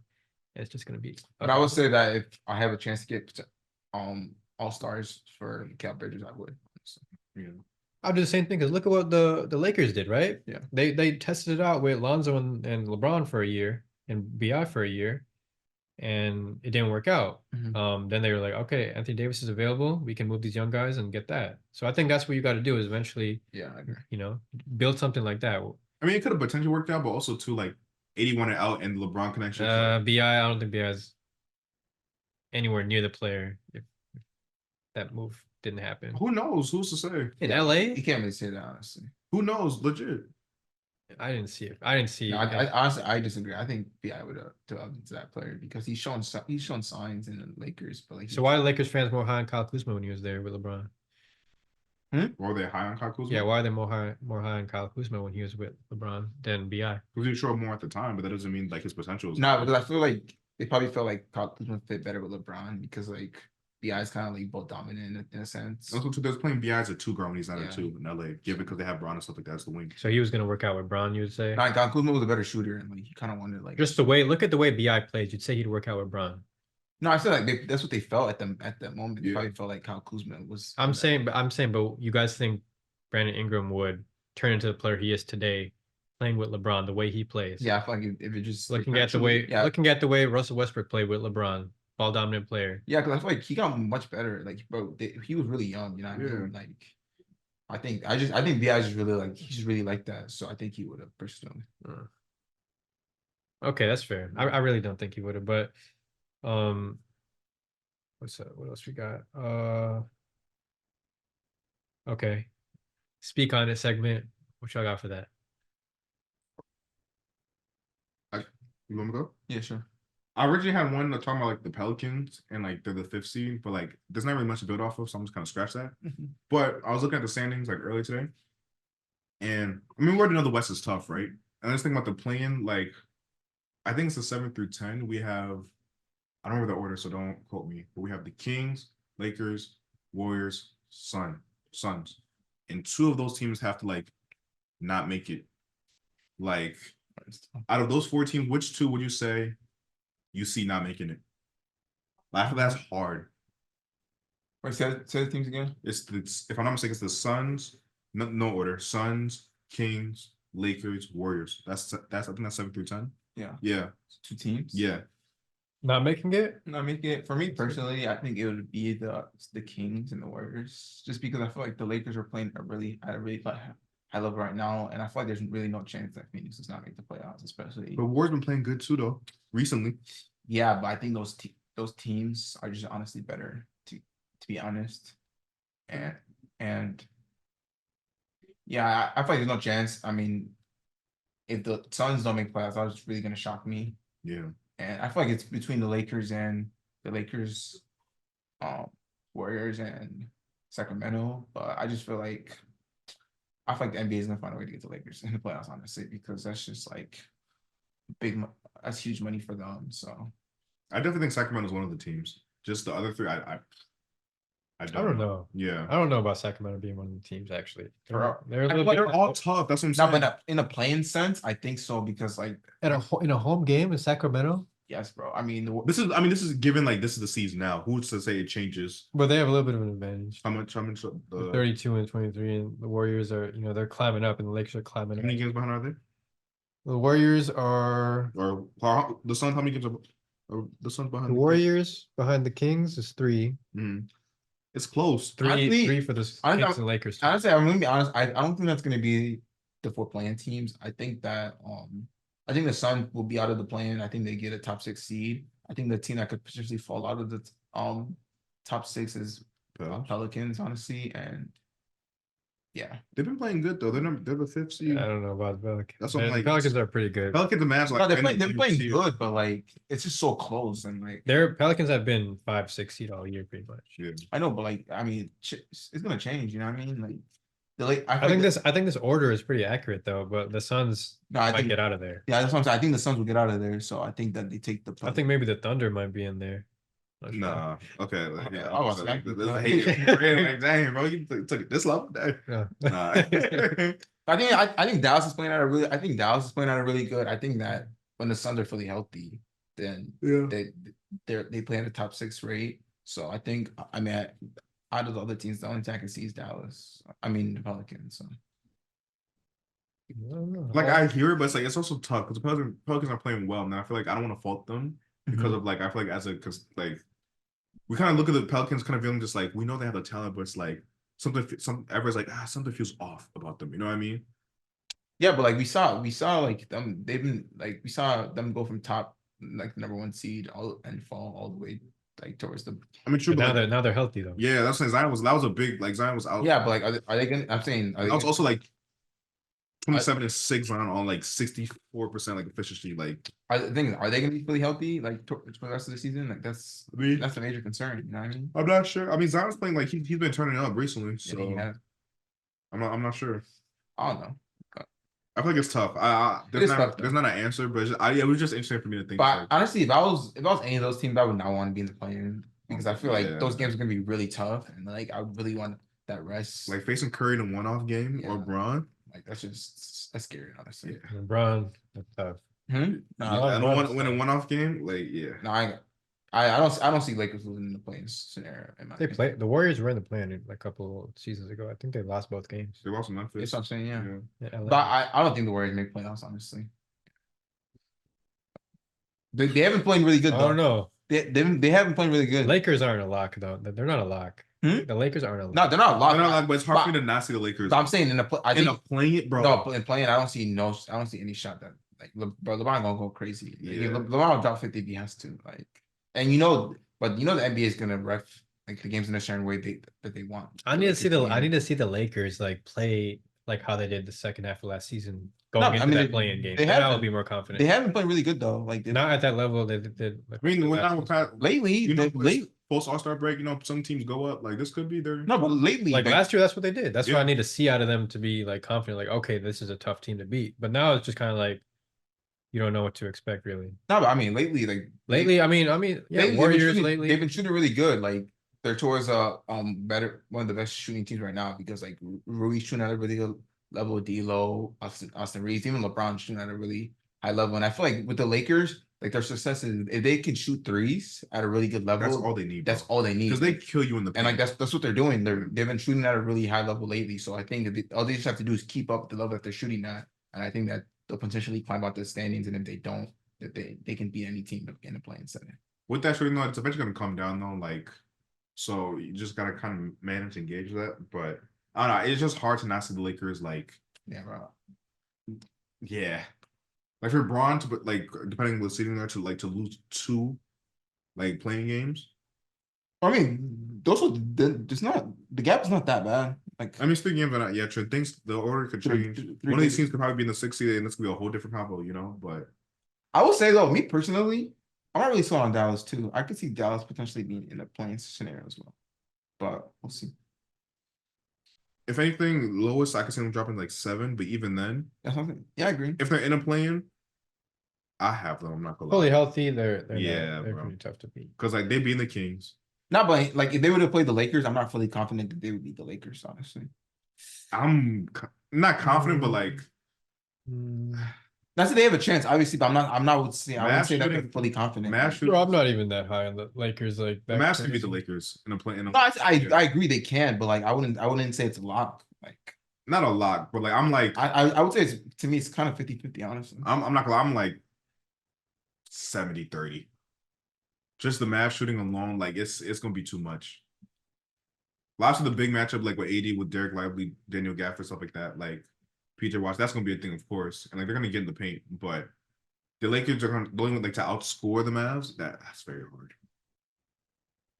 Yeah, D'Lo and all them got to show And up. who guard Austin Luka? Reeves Who gotta guard show Luka? up. Rui? Probably. Luka's getting you guys in foul trouble. I mean, Luka's gonna do I mean, his thing yeah. regardless. And then you got Kyrie. Just in the back pocket, might drop a little 27. Yeah, Lakers. They got Tim Hardaway off the Lakers got bench. guys, bro. Lakers are playing out. Bro, D'Lo's been like, bro. I hate D'Lo been getting this. No, he's year, been and playing- he's really been really playing good well. lately. So can't hate on him. I can't hate on him. I just have more trust in the Mavs core / role players than opposed to the Lakers role players. And the thing is, the Lakers they're only gonna get healthier. So we'll see. Who's off? Oh, Jared Vanderbilt. Who else is off for them? I think Cam Christian Wood. Reddish. Who? Wood.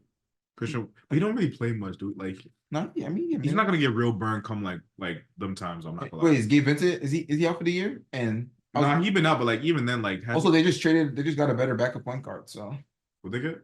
Dinwiddie. Then we yeah, but like yeah, man, one of his worst years. You know what I mean? Things Like could still, change. still a solid backup. True, You true. wanted him? Didn't you want him in Minnesota? Or Out of the options that were there, Kyle Lowry, I think you said you take him over Monte. So yeah, Individually. individual, but that's for more like I know, but I'm saying they that's didn't- more for playmaking, more so his like Yeah, but I mean, I feel like that's really what the Lakers needed, in like for a backup point guard. Maybe we'll see. I mean, either way, it's gonna be tough. It is gonna be tough though. Yeah. We'll see. I'm really excited to see like for the play-in and playoffs this year. I think this could potentially be one of the best playoffs / like play-in in a while. Yeah. So, we'll see. How about you? Hmm? What's yours? What? Your what's something you want to speak on? Oh yeah, my bad. For me, honestly, I really want to speak on the Atlanta Hawks, specifically with Trae Young. So I feel like with like the Atlanta Hawks and Trae Young's lately, a lot of the blame is going on Dejounte Murray because there've been talks about maybe they should move on from Dejounte Murray and trade him and then start over with someone else with Trae Young. But I think the focus more has to be Trae Young because lately Dejounte Murray's been playing at a really high level and Trae Young has been playing really bad. The last 5 games, he scored below 20 points, and they've lost the last 4 to the 5s with losing with teams like Charlotte, Chicago. Like you gotta win those type of games. Mhm. And with Trae Young, he's shooting his worst splits in a long time. He's shooting 42% from the field and 37 from 3. And I feel like with your star player, it's with someone who's taking 19 shots per game, you can't have those splits and expect to be a winning basketball team. So I think potentially the Hawks should look to move on from Trae Young and potentially start a rebuild again and try to find your star through the draft. Because you can't put the blame on Dejounte Murray and just always have excuses for Trae Young because the only success he's really had is 2021, And that year he shot really well from the field, and that translated in the postseason. Ever since that season, his numbers have just continue to go down. So I think the Atlanta Hawks have to look to potentially move on from Trae Young. I hear it.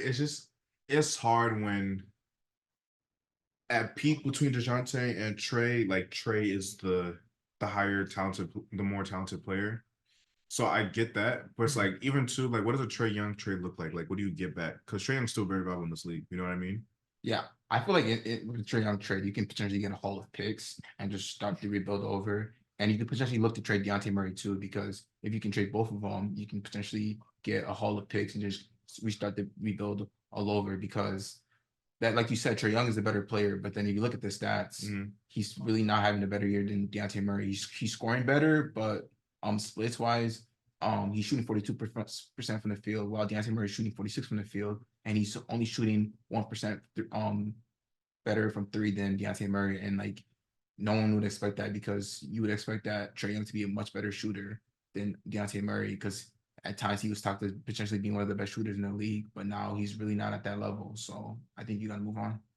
One thing is, if I'm Atlanta, like I'm not gonna get a lot with trades. So like, what is available that I will get that I feel satisfied? That's a haul of picks, honestly. You restart a rebuild, because I don't think there's really a player you can get better than that team would trade you. Yeah, you're always gonna lose a trade. So like you lose a trade, you just get a haul of picks, and hopefully hope you can hit on another player and then start from there. Because like we saw the peak of Trae Young in 2021. Like honestly, I don't think they can get any better than that, because he had that elite run, but ever since he struggled to make the playoffs, and he's made the playoffs, they just got exited the first round. So. Yeah. That's kind of what I was gonna say for mine, but like I'll just carry off of yours. Like,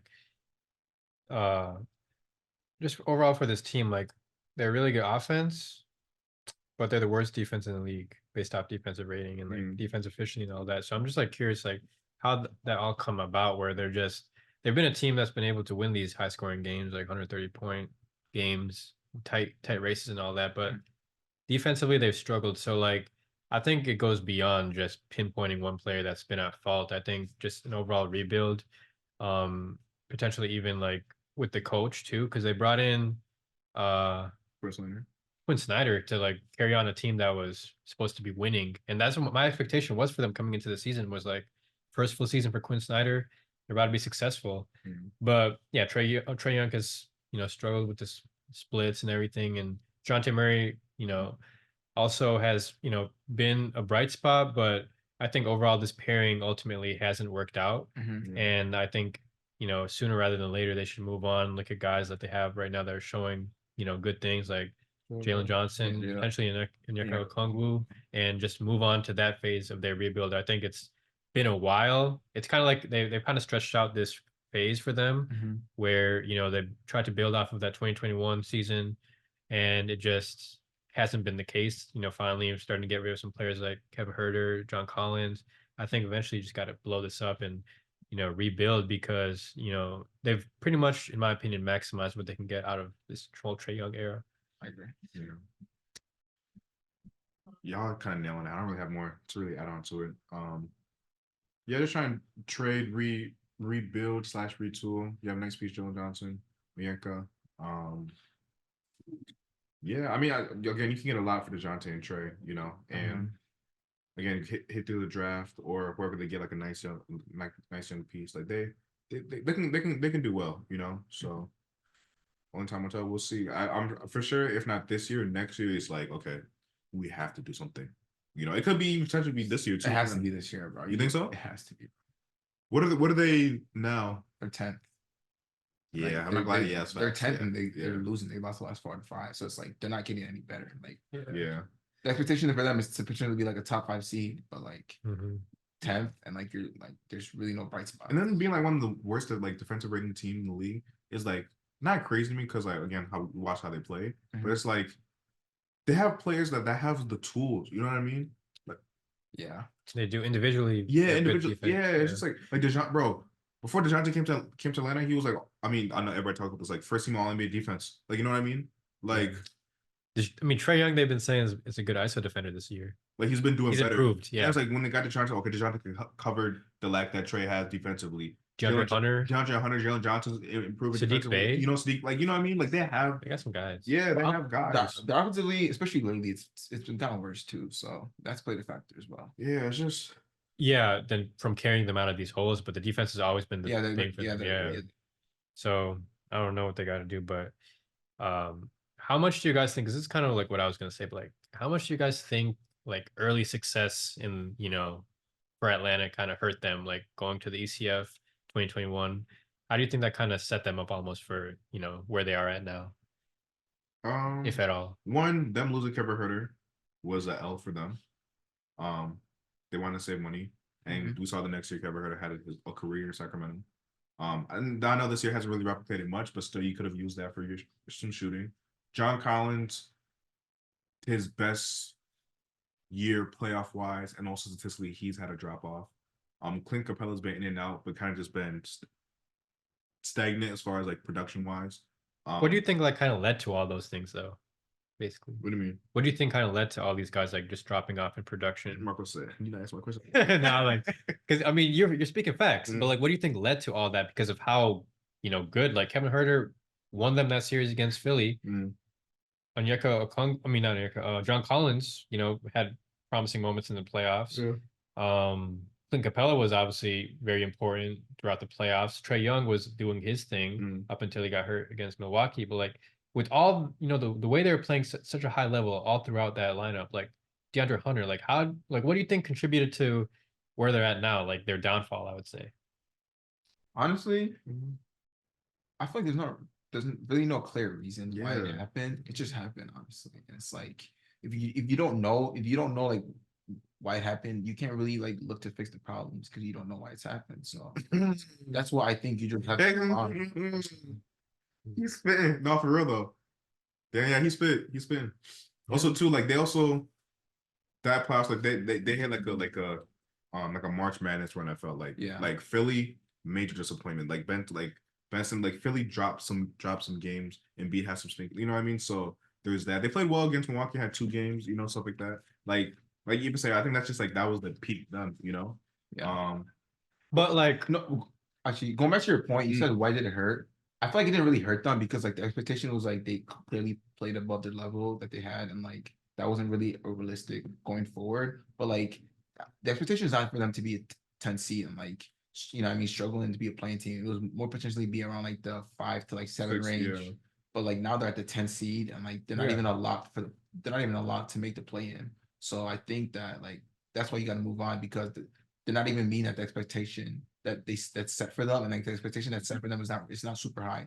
To be a top 5-7 team in the East is not really a hard thing, but they can't even do it. So, but that's the thing though. They were a 5 seed when they went to that ECF.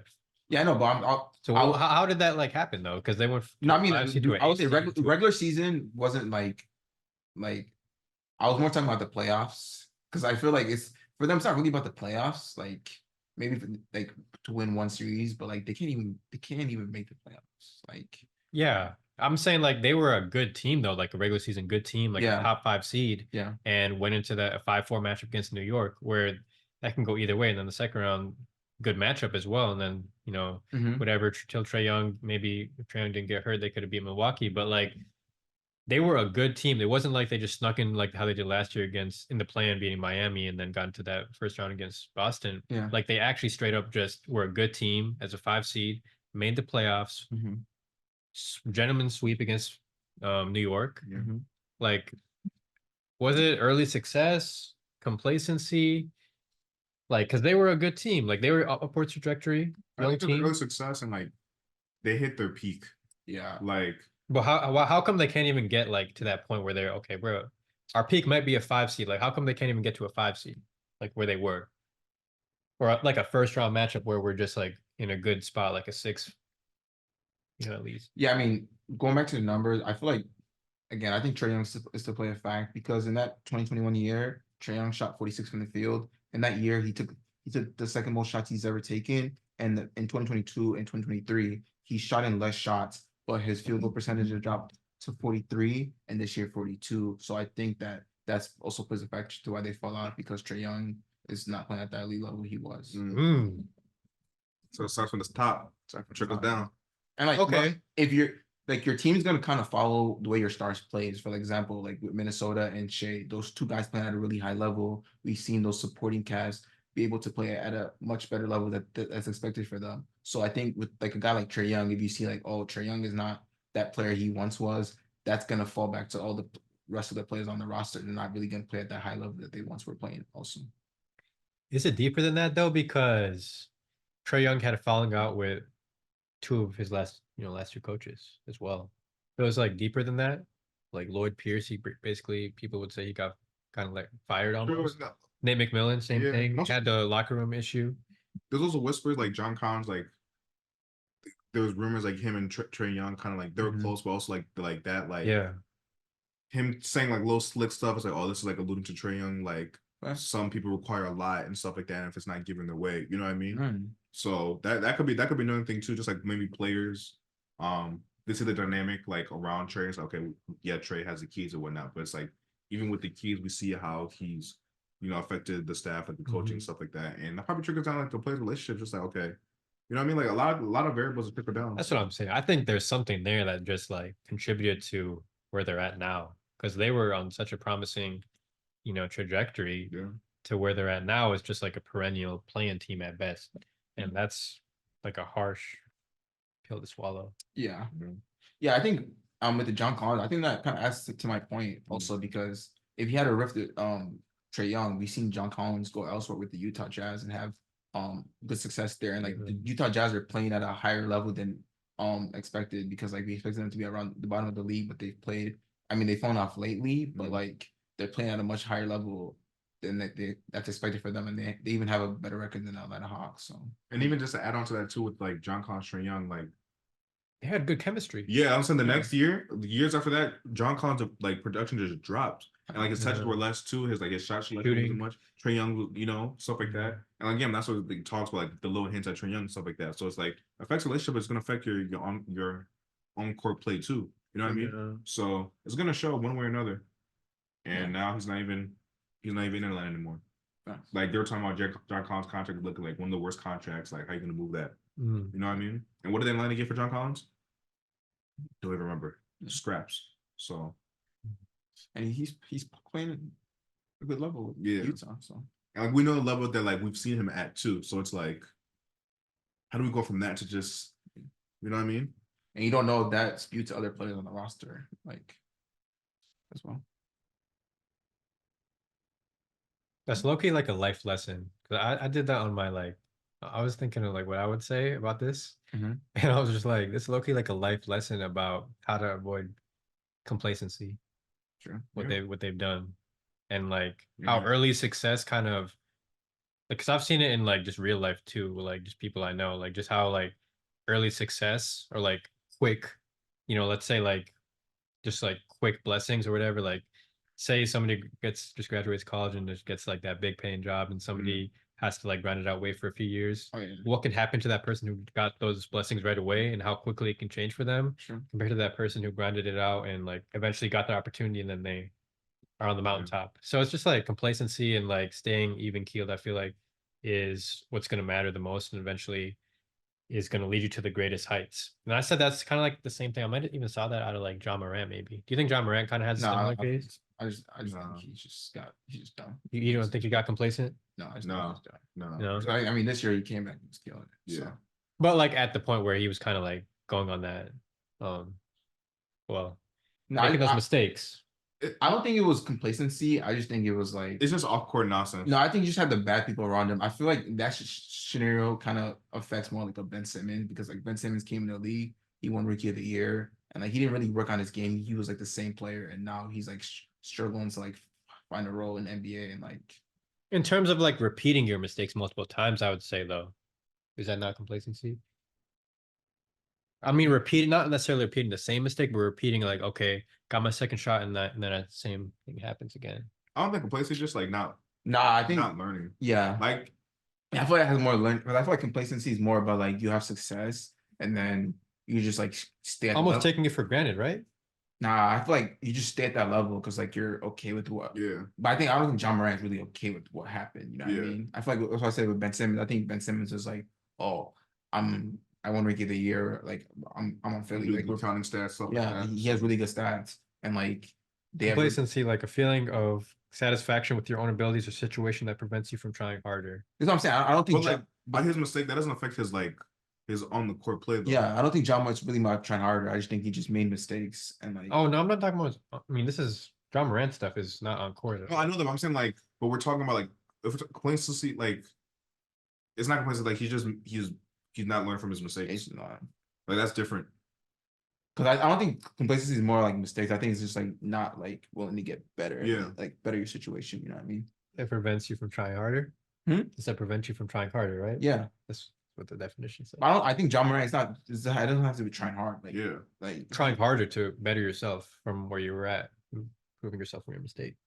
No, I feel like with John Morant, I feel like the first situation he had, he didn't really learn from it because like the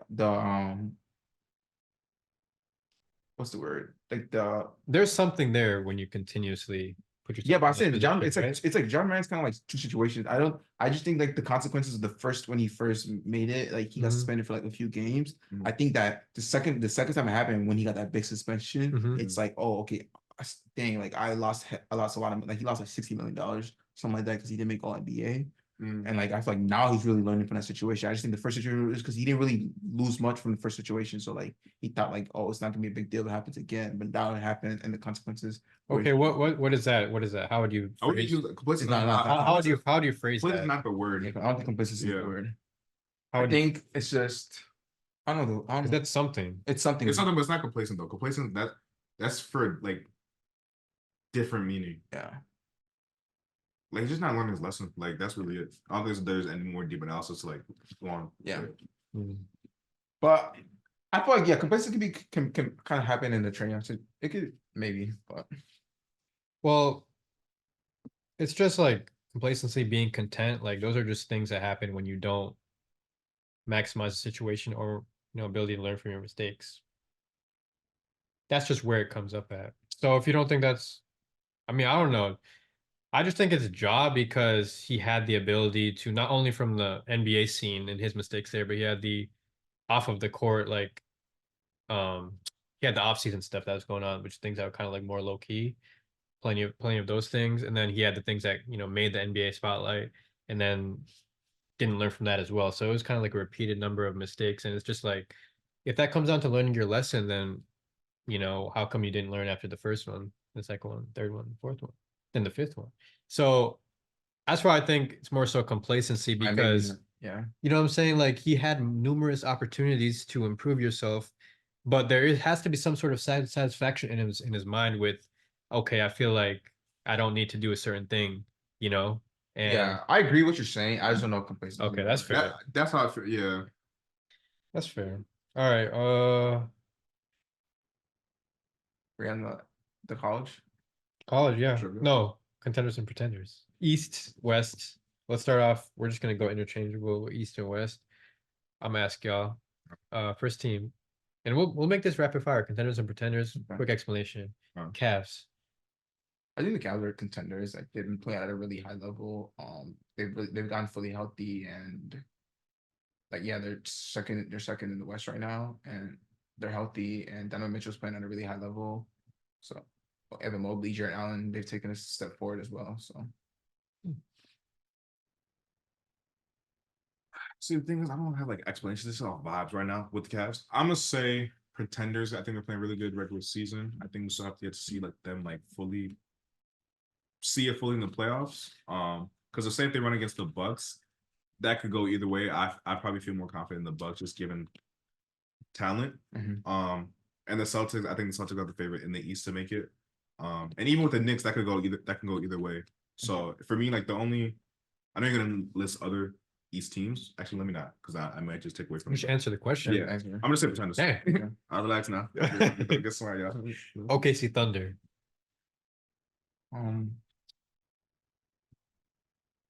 I would say honestly, I was leaning towards pretenders, But honestly, I would say contenders for me, Mhm. just due to the fact that their bench has been playing at a really high level lately, and I think that they have a lot of guys that can shoot the ball at a high clip.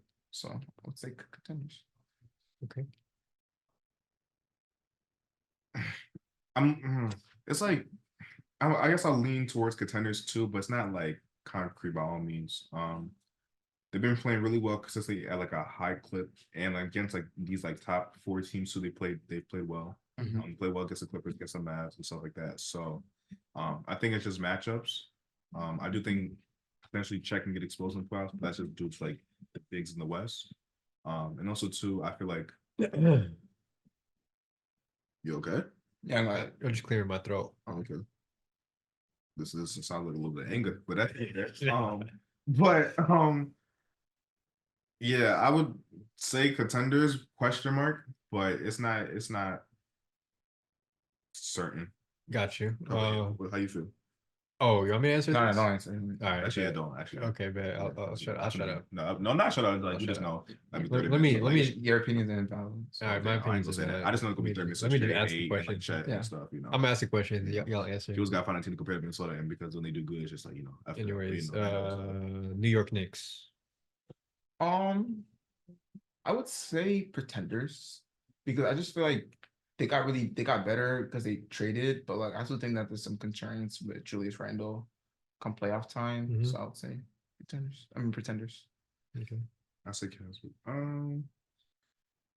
I'm leaning towards contenders Mhm. for the Knicks. I feel more confident with the Knicks than the Cavs. I'm not gonna lie. Although Cavs are the 2 seed, I think Jalen Brunson's playing at a very, very high level. Same with Donovan Mitchell. Not take that away. I think with the OG trade, like that team has boosted a lot.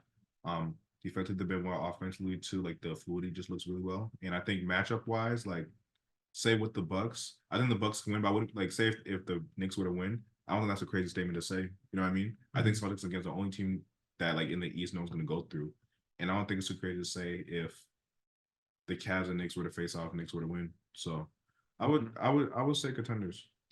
Timberwolves. For me, I would say they're in the middle. Like, I don't think they're contenders or Just pretenders. answer the question. Hmm? Just answer. I really don't take it personal. Okay, who couldn't tell? Honestly, No, I don't. I'm not gonna answer. So like, question. just say Hey, pretenders if you drink want, his because tea. you feel.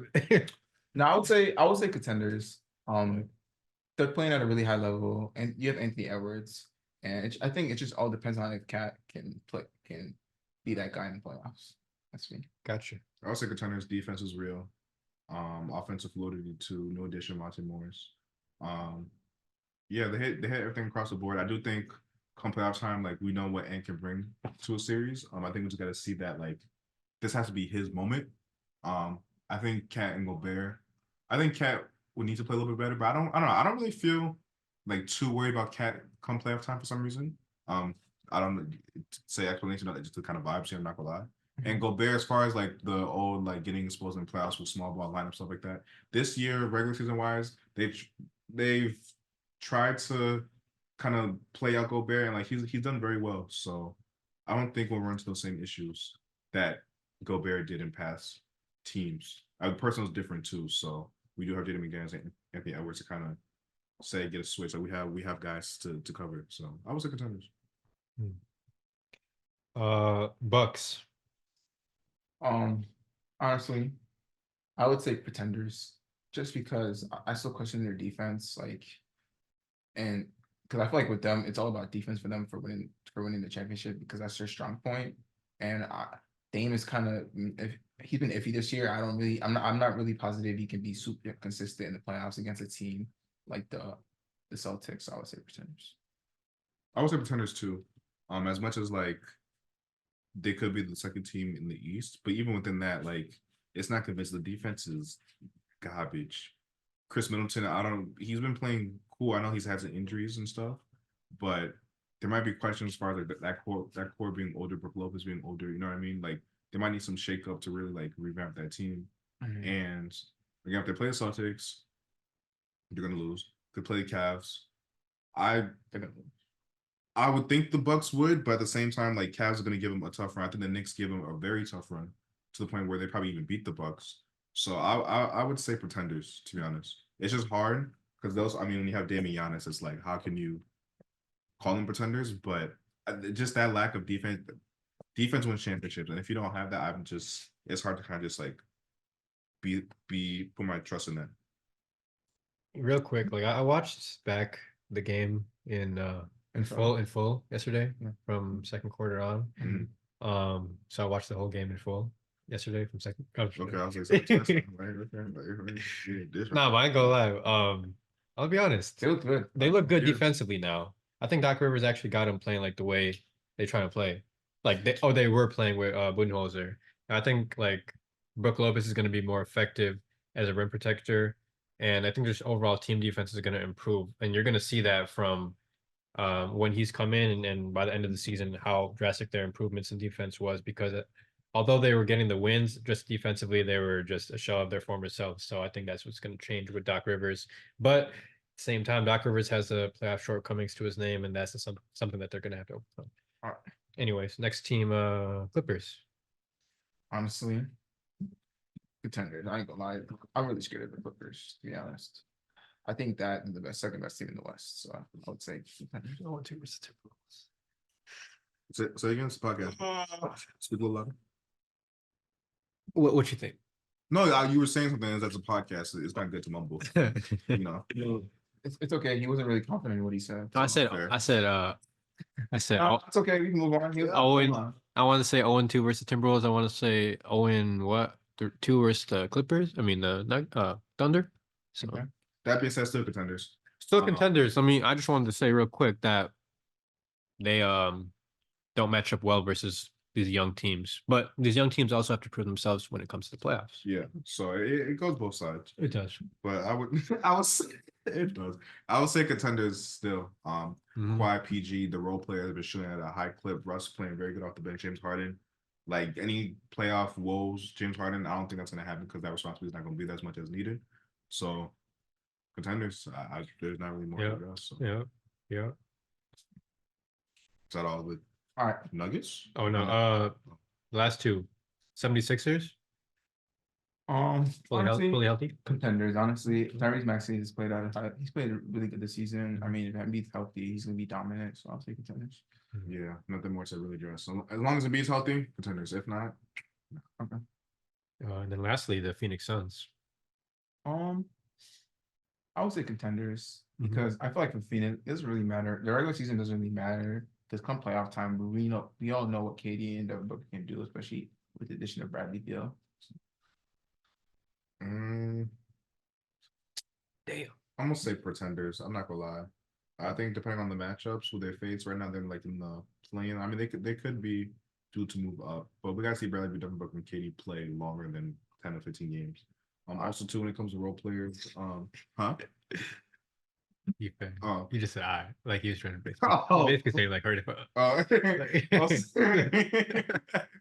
Also, when it comes to role players, I know Grayson's been playing well, stuff like that. But come playoff time, got to see if that consistency matches up or not. And I don't know if I'm willing to put my cards on that. So only time will tell. But again, as far as like a three-headed dragon, you can't really do too wrong with that. If they face the Clippers, I think that goes to a 7-game series. And I think defensively, I think Clippers overtake it. So that's why I probably have them, Clippers over Suns.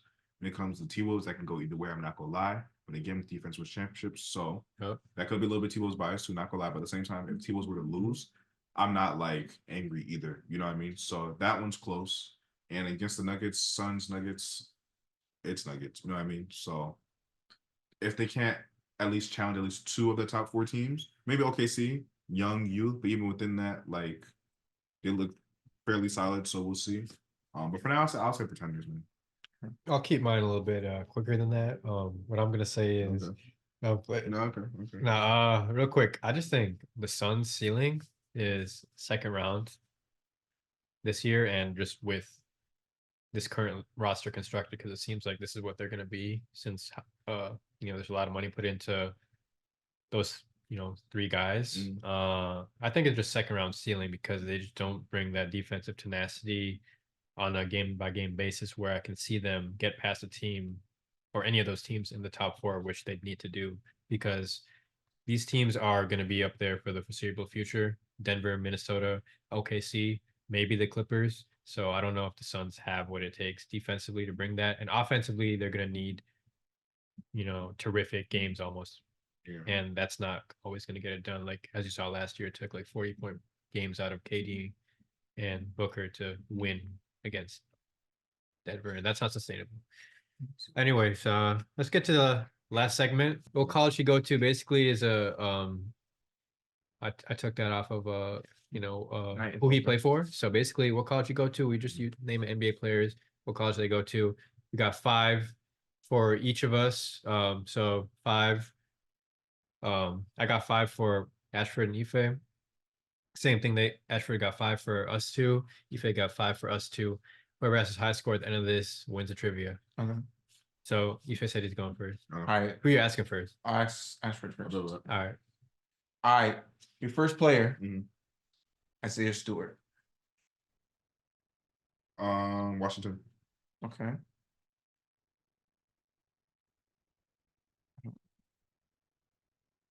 All right.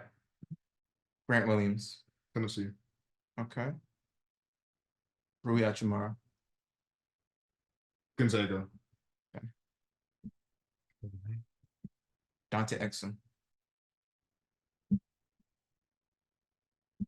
France. You went to rank? He didn't play college. Okay. Yeah. Okay. Yeah.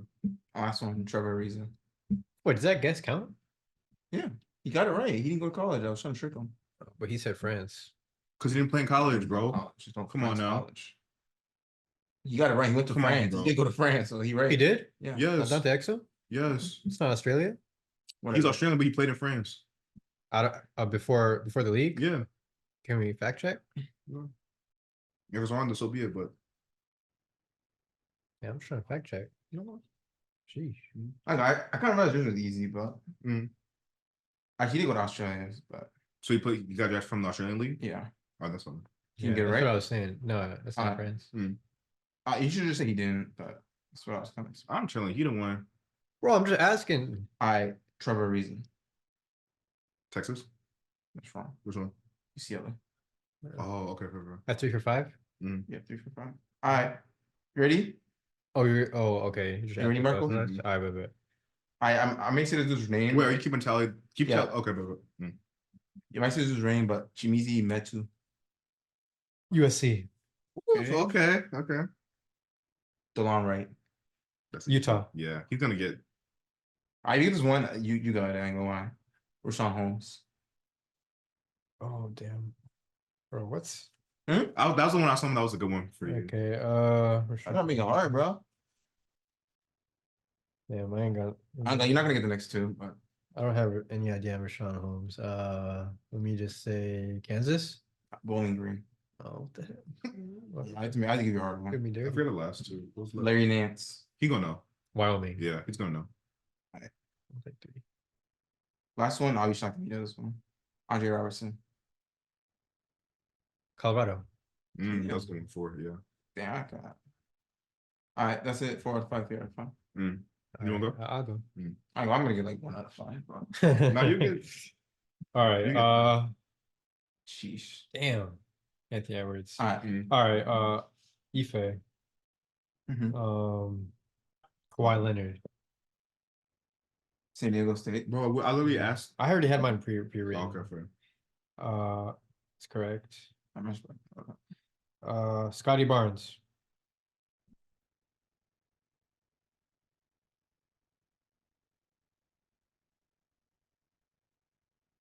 Kentucky? No, Florida State. Oh, we didn't go Florida State. Yeah. We're asking 5 players, right? Yeah. Okay, so let me remove this guy because I asked him earlier. Nikhil Alexander Walker.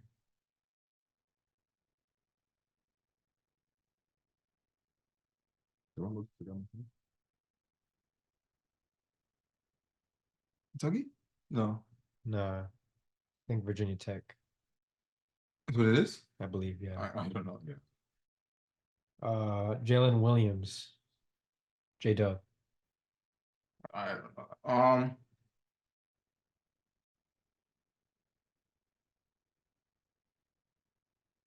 Kansas, I don't know. Santa Clara. Yeah, I know he's going California. I didn't know that. Damn. And then Bam Adebayo. Oh. Damn, it's one of those big schools. I gave you a good list.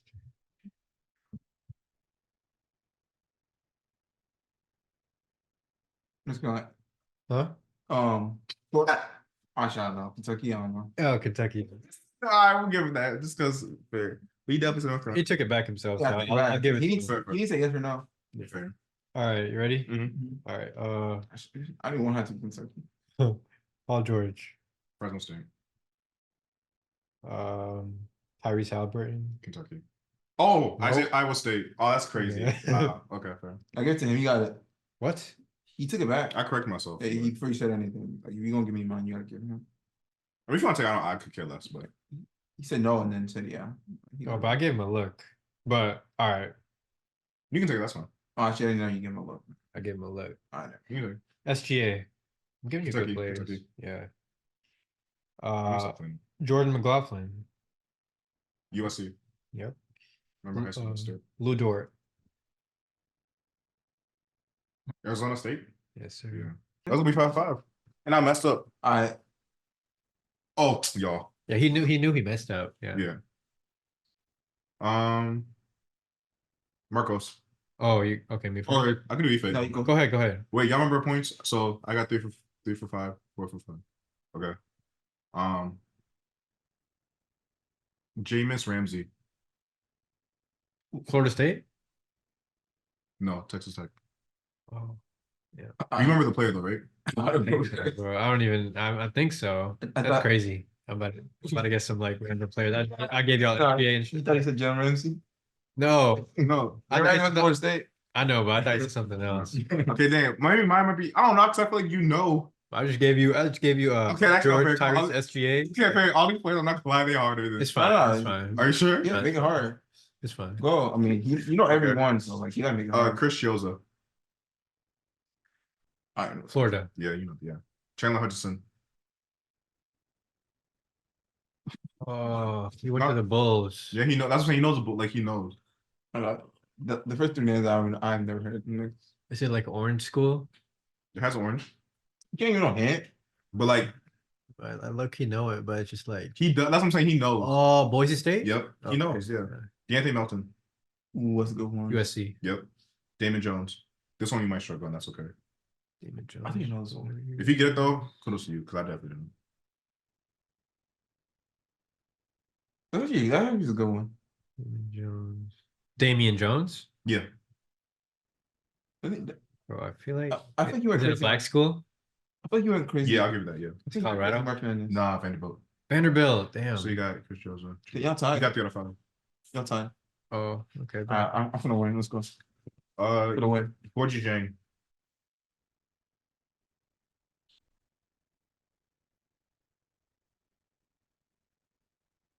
Is it blue school?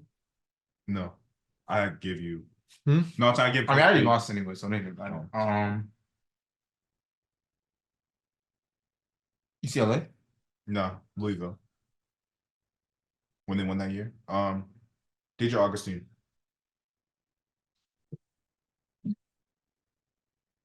Florida. Texas. You giving him hard ones. Yeah, I don't know. You, You giving everybody hard ones, bro. Okay, but like, so, all right, fair. Jordan Clarkson. oh, that's not hard. The last two you gonna clean up. No, Loki is a hard one. Bro, Yeah, It's you're definitely not getting this right. UCLA. not Mizzou. Oh, no. Exactly. Go to Hayward. You know this one, fair. That's a blue school. I'm gonna say no. Duke? Blue. No. I mean, technically, Huh? Butler. Butler. Oh, They that's played you. one. Yeah. Last one, RJ Barrett. I'm just gonna do. Yeah. All right. Okay. Was my like that crazy hard? Yeah, it's kind of hard. All right, fair. But We can do a tiebreaker. Wait, would you got all mine? huh? Would you got all mine? Maybe. Oh Will we well. tie or he got it? No, I wouldn't have gotten all yours. I don't think. How much? But we'll do a tiebreaker. Just come up with like a player. All right, I'm gonna make it hard. Each person get a player. Yeah. Keep going to. All right. Oh my slate. Oh, true. They're my fault if I made yours hard. My fault. I thought Huh? No, my fault if I made yours hard. I You gotta thought make it hard. Well, I mean, I said to make it based off how much each person knows, but like those plays. I know, but you know all of them, so like it's valid. no, but he basically knows the same as me. That's what I'm saying. Yeah.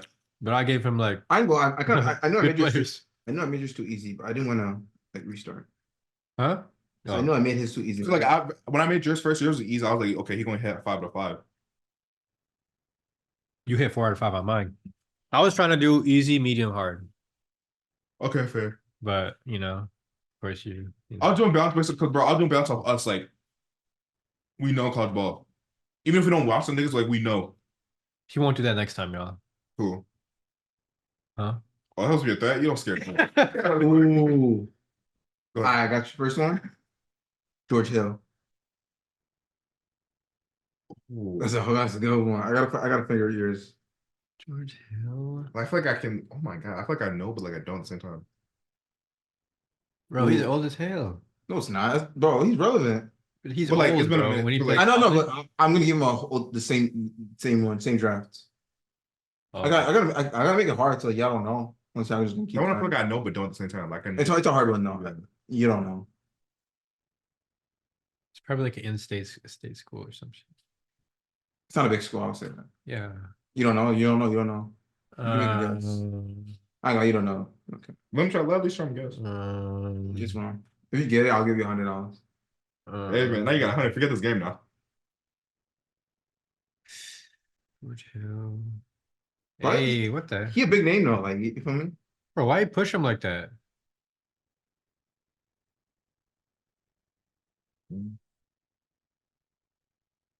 I have a guess in my head, but like I'm No. not.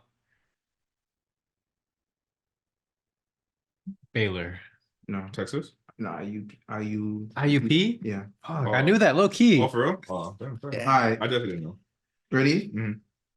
That was hard or not. Roy Hibbert. Ooh. God, bro, you just blessed him. I know. I generally. You don't know. That's Yeah. valid. I can steal this. Nah, you don't know. You don't know. Roy Hibbert. I know this for a fact.